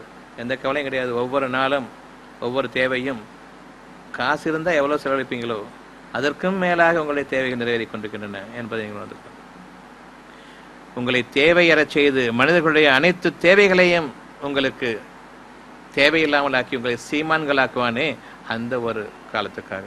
மனிதனுடைய தேவைன்னு சொன்னால் இந்த பேங்க்கை நம்பிக்கிட்டு இருக்கணும், அங்கே போடணும், காசை போடணும், எல்லாம் செய்யணும். அது தேவையில்லை எனக்கு. நீங்களே உங்களை காப்பாற்றிக்க முடியாது. உங்களை நம்பி என்ன இருக்குது? உங்களை நீங்களே காப்பாற்றிக்க முடியாது. நீங்கள் யாரை காப்பாற்ற போகிறீங்க? முடிஞ்சால் உங்களை காப்பாற்றிங்க பார்ப்போம். இறைவனை நம்பி எல்லாம் இருக்கிறாங்க. ஒரு மனிதனை நம்பி இன்னொரு மனிதன் இல்லை. இந்த உணர்வுகளை அவங்க கற்பிச்சுட்டு வாங்க. நான் என்னுடைய பிள்ளைகளிடம் சொல்வது, உனக்காக ஒரு பைசா சேர்க்க மாட்டேன், இறைவனிடம் திரும்பு. அப்பா அம்மா நம்பாத, ஒரு கால் நம்பாது, இறைவன் மட்டும்தான். இறைவன் எப்போ விட்டியோ உனக்கு ஒன்றும் கிடையாது, நீ இப்போவே செத்து போவாங்க. ஆகவே இறைவனுக்கு பயந்துகள். அப்பா இருக்காங்க அம்மா இருக்கா சொல்லாத, உனக்கு ஒரு பைசா இருக்காது. அது மட்டும் ஞாபகம். ஒவ்வொருவரும் இறைவன் பக்கம் திரும்ப வேண்டியவர்களாக இருக்கிறீர்கள். ஆகவே இறைவனுக்கு நன்றியோடு இருங்க. எல்லா சமயத்திலும் எல்லா வாழும் காலமெல்லாம் உங்களுக்கு நன்மை இருக்குது.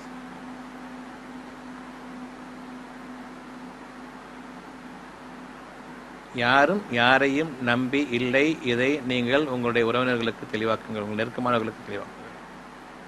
உங்களை நம்பி குடும்பம் இல்லை, நீங்கள் வாழ வச்சுக்கிட்டு இல்லை, இறைவன் தான் வாழ வச்சுட்டு இருக்கோம். எந்த நோயிலிருந்தும் அது வருவதற்கு முன்பாக தடுத்துக்கொள்ளக்கூடிய சக்தி உங்களுக்கு இருக்கா? இல்லை. உங்களுடைய குழந்தைங்களே இப்போ நல்லா இருக்குதா? நோயிலிருந்து தடுக்கப்பட்ட இந்த நிலை யார் செஞ்சுட்டு இருக்குது? நோய் வந்ததுக்கப்புறம் தூக்கிட்டு ஓடுறதுன்னு உங்களுக்கு வேலை. அது என்ன பெரிய பொறுப்பா? அது என்ன அநியாயம் செய்தோ அதை செஞ்சுட்டு இருக்கீங்க. இப்போ நோய் நொடிகள் இல்லாமல் இருக்கும் பொழுது ப்ரிவென்ஷனில் தான் இருக்கிறீங்க. சுகமாக இருக்கீங்க இல்லையா? இந்த ப்ரிவென்ஷனை கொடுத்துருக்கிறது யார் இன்னைக்கு? இப்போ உங்கள்கிட்ட பொறுப்பு என்ன? உங்களை நம்பியா இருக்காங்க? இல்லை. இதை உணரும் பொழுது எப்பொழுதுமே எந்த நோயும் என்னை தீண்டாது, எந்த வருத்தமும் என்னை அணுகாது, எந்த ஒரு பசியோ கொடுமையோ என்னை தீண்டாது. நெருங்க. என்னென்னைக்கும் நீங்கள் நிரப்பமாக அவனிடமிருந்து நீங்கள் வாழ்விக்கப்படுவீர்கள். அதை நம்பிக்கை கொள்ளும்.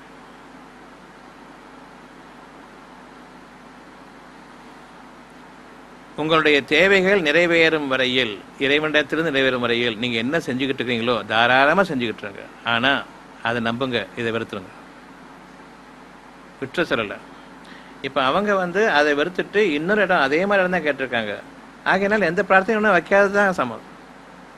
இன்னும் பிரார்த்தனைகள் வேறு ஹாஸ்பிட்டல் கிடச்சிருக்குது, அது சூழ்நிலை தான். சூழ்நிலை அதே தான் நீங்கள் கேட்டது. ஆகையினால இனிமேல் நீங்கள் கேட்குறது இதை விட மேலானது, மனிதர்கள் அறியாதது. நீங்களும் கற்பனைகளுக்குள்ளே கொண்டு வராமல், எந்த ஒரு வாழ்க்கை கொண்டு வராமல் மேலான வாழ்க்கையை நிறைவு கொடு. அந்த வாழ்க்கை என்ன நம்ம அறிய மாட்டோம்.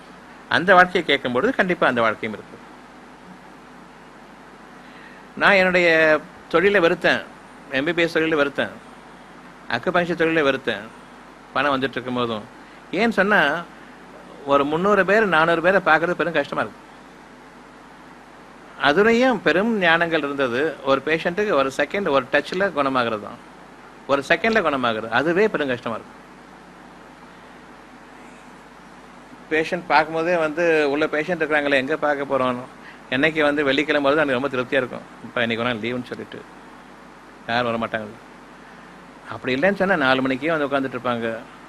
நமக்கும் தூக்கம் போயிடும். ஒரு அளவுக்கு மேலே வேலை செய்ய முடியல. ஏன் இந்த நிலை நமக்கு மாறாதான்னு சொல்லி வச்சுக்கணும். என் இறைவனே எனக்கு என்னுடைய வாழ்க்கையை லேசாக்கித்தா. இவ்வளோதான். பணம் வேணும் நிறைய இல்லையா? அது வேண்டாம்னு யாரும் சொல்ல போகிறதில்ல. இவ்வளோ கூட்டம் இருக்குது, பார்க்கறது கஷ்டமாக இருக்குது. என் இறைவனே என்னுடைய வாழ்க்கையை எனக்கு லேசாக்கி கொடு. என் இறைவனே என்னுடைய வாழ்க்கையை எனக்கு மேன்மையாக்கி கொடு. இதில் எந்த கற்பனையும் உள்ள சேராது. என் இறைவனே என்னை தேவைகளை செய்து சீமான்களாக ஆக்கு. அவ்வளோதான். உலகில் எவருமே வாழ்ந்திருந்த வாழ்க்கையை எனக்கு கொடு. என்னை எடுத்துக்காட்டாகவும் அமைத்துக் கொடு. இவ்வளோ நான் கேட்டது. இந்த வாழ்க்கையில் நிற்குது. இப்போது இந்த வருணை நினைச்சும் பார்க்கல. அந்த ஞானங்களும் கொடுக்கப்பட்டு இந்த வாழ்க்கையில் நிற்குது. நாளைக்கு எப்படி வாழ்க்கை மாறுங்கிறதும் இதை விட உயர்வானது மேன்மையானது தான் விரும்பியிருக்கிறேன் தவிர இதை முடிஞ்சிச்சுன்னு நினைக்கல.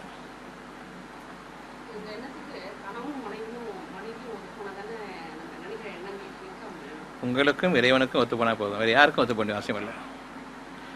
கணவன் மனைவியெல்லாம் ஒட்டுறதும் விலகிறதும் நாளைக்கு தேவைப்பட்டு டைவர்ஸ் பண்ணிட்டு போகலாம், திரும்பவும் கல்யாணம் பண்ணிக்கலாம், திரும்பவும் டைவர்ஸ் பண்ணலாம். இதெல்லாம் நிலையானது இல்லை. ஏன் கணவன் ஒத்து போகணும்? கணவனுக்கு நமக்கு என்ன சம்மந்தம் இருக்குது? நீங்கள் இறைவன்ட்டு ஒப்பிக்கும் போது அந்த தடைகளை நீக்கிறது அவன் அறிஞ்சவன், நீங்கள் அறிய மாட்டீங்க. உங்களுக்கு ஹஸ்பண்டும் தேவையில்லை, ஹஸ்பண்டுக்கு நீங்களும் தேவையில்லைங்க. யாரும் யாரையும் சார்ந்து இல்லை. இறைவனை நம்புங்க. அவன் வழிகளை அறிந்தவன், யாவற்றின் மீதும் ஆற்றலுடையவன், அவன் அனைத்து வழிகளையும் நன்கறிந்தவன்.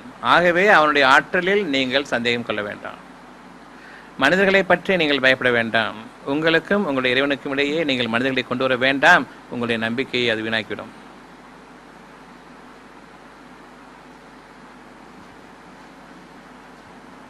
ஹஸ்பண்டை மறந்துடுங்க, பிள்ளைங்களை மறந்துடுங்க. அதே மாதிரி அவரும் உங்களை மறந்துட்டோம், பிள்ளைகளை மறந்துட்டோம், எல்லாம் ஒன்றா இருப்பீங்க. அதே சமயத்தில் உங்களுடைய முடிவுகளுக்கும் உங்களுடைய நன்மைகளுக்கும் எந்த தடங்களும் வராது.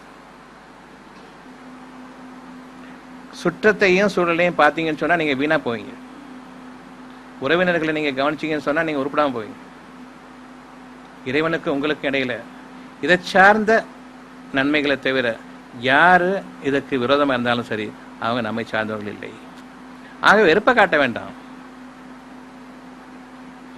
பழக்க வழக்கங்கள் இல்லை, அவ்வளோதான். மனிதர்களை வெறுக்கவும் வேண்டாம், நெருக்கமாக்கிறவும் வேண்டாம். இறைவன் யாரை நமக்கு நெருக்கமாக்கி வைக்கிறாங்களோ அவர்களிடம் நாம் பழகுவோம், அவ்வளோதான். அவர்கள் மார்க்கத்தில் சகோதரர்கள்.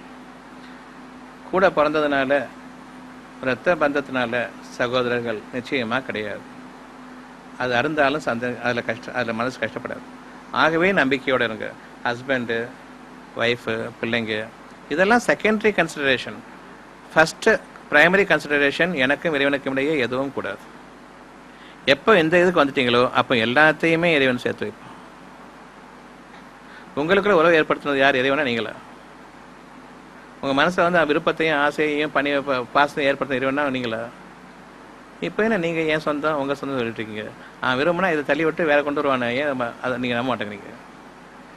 உங்களுக்கு நெருக்கமானவங்க யார் நினச்சிங்களோ, உங்கள் பிள்ளையை நினச்சிங்களோ, விரோதியாக இருக்கும் பொழுது அந்த பிள்ளையை நீக்கிட்டு இதை விட மேலான ஒரு நெருக்கத்தை, ஒரு பாசத்தை கொண்டு வருவானே.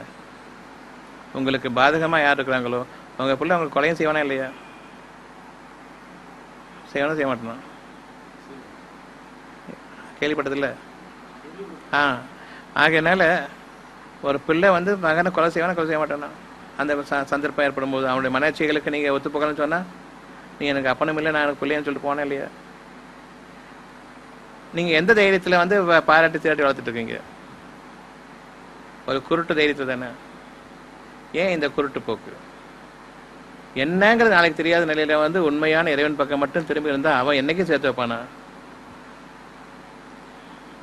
உங்களுக்குள்ளேயே போட்டியாச்சு. அம்மா பக்கம் சேரக்கூடாது, அப்பா பக்கம் இருக்கணும், அப்பா பக்கம் சேரக்கூடாது, அம்மா பக்கம் இருக்கணும்னு சொல்லிட்டு போட்டி போட்டுல சீராட்டுவீங்க, பாராட்டுவீங்க.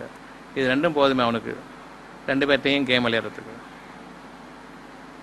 நிச்சயமாக நாம் யாரையும் சார்ந்திருப்பவர்கள் இல்லை இறைவனை தவிர. இறைவன் நாடினால் அவன் எனக்கு நன்மை என எதை கருதுகிறானோ அதை எனக்கு நெருக்கமாக்கி வைப்பான். எது எனக்கு விரோதம் என்று அவன் அறிகிறானோ, நிச்சயமாக அறிந்தவன் என்னை விட்டு விலக்கி விடுகிறான். ஆகவே இறைவனை தவிர எனக்கு பாதுகாவலனோ, உதவியாளனோ, வழிநடத்துபவனோ இல்லை.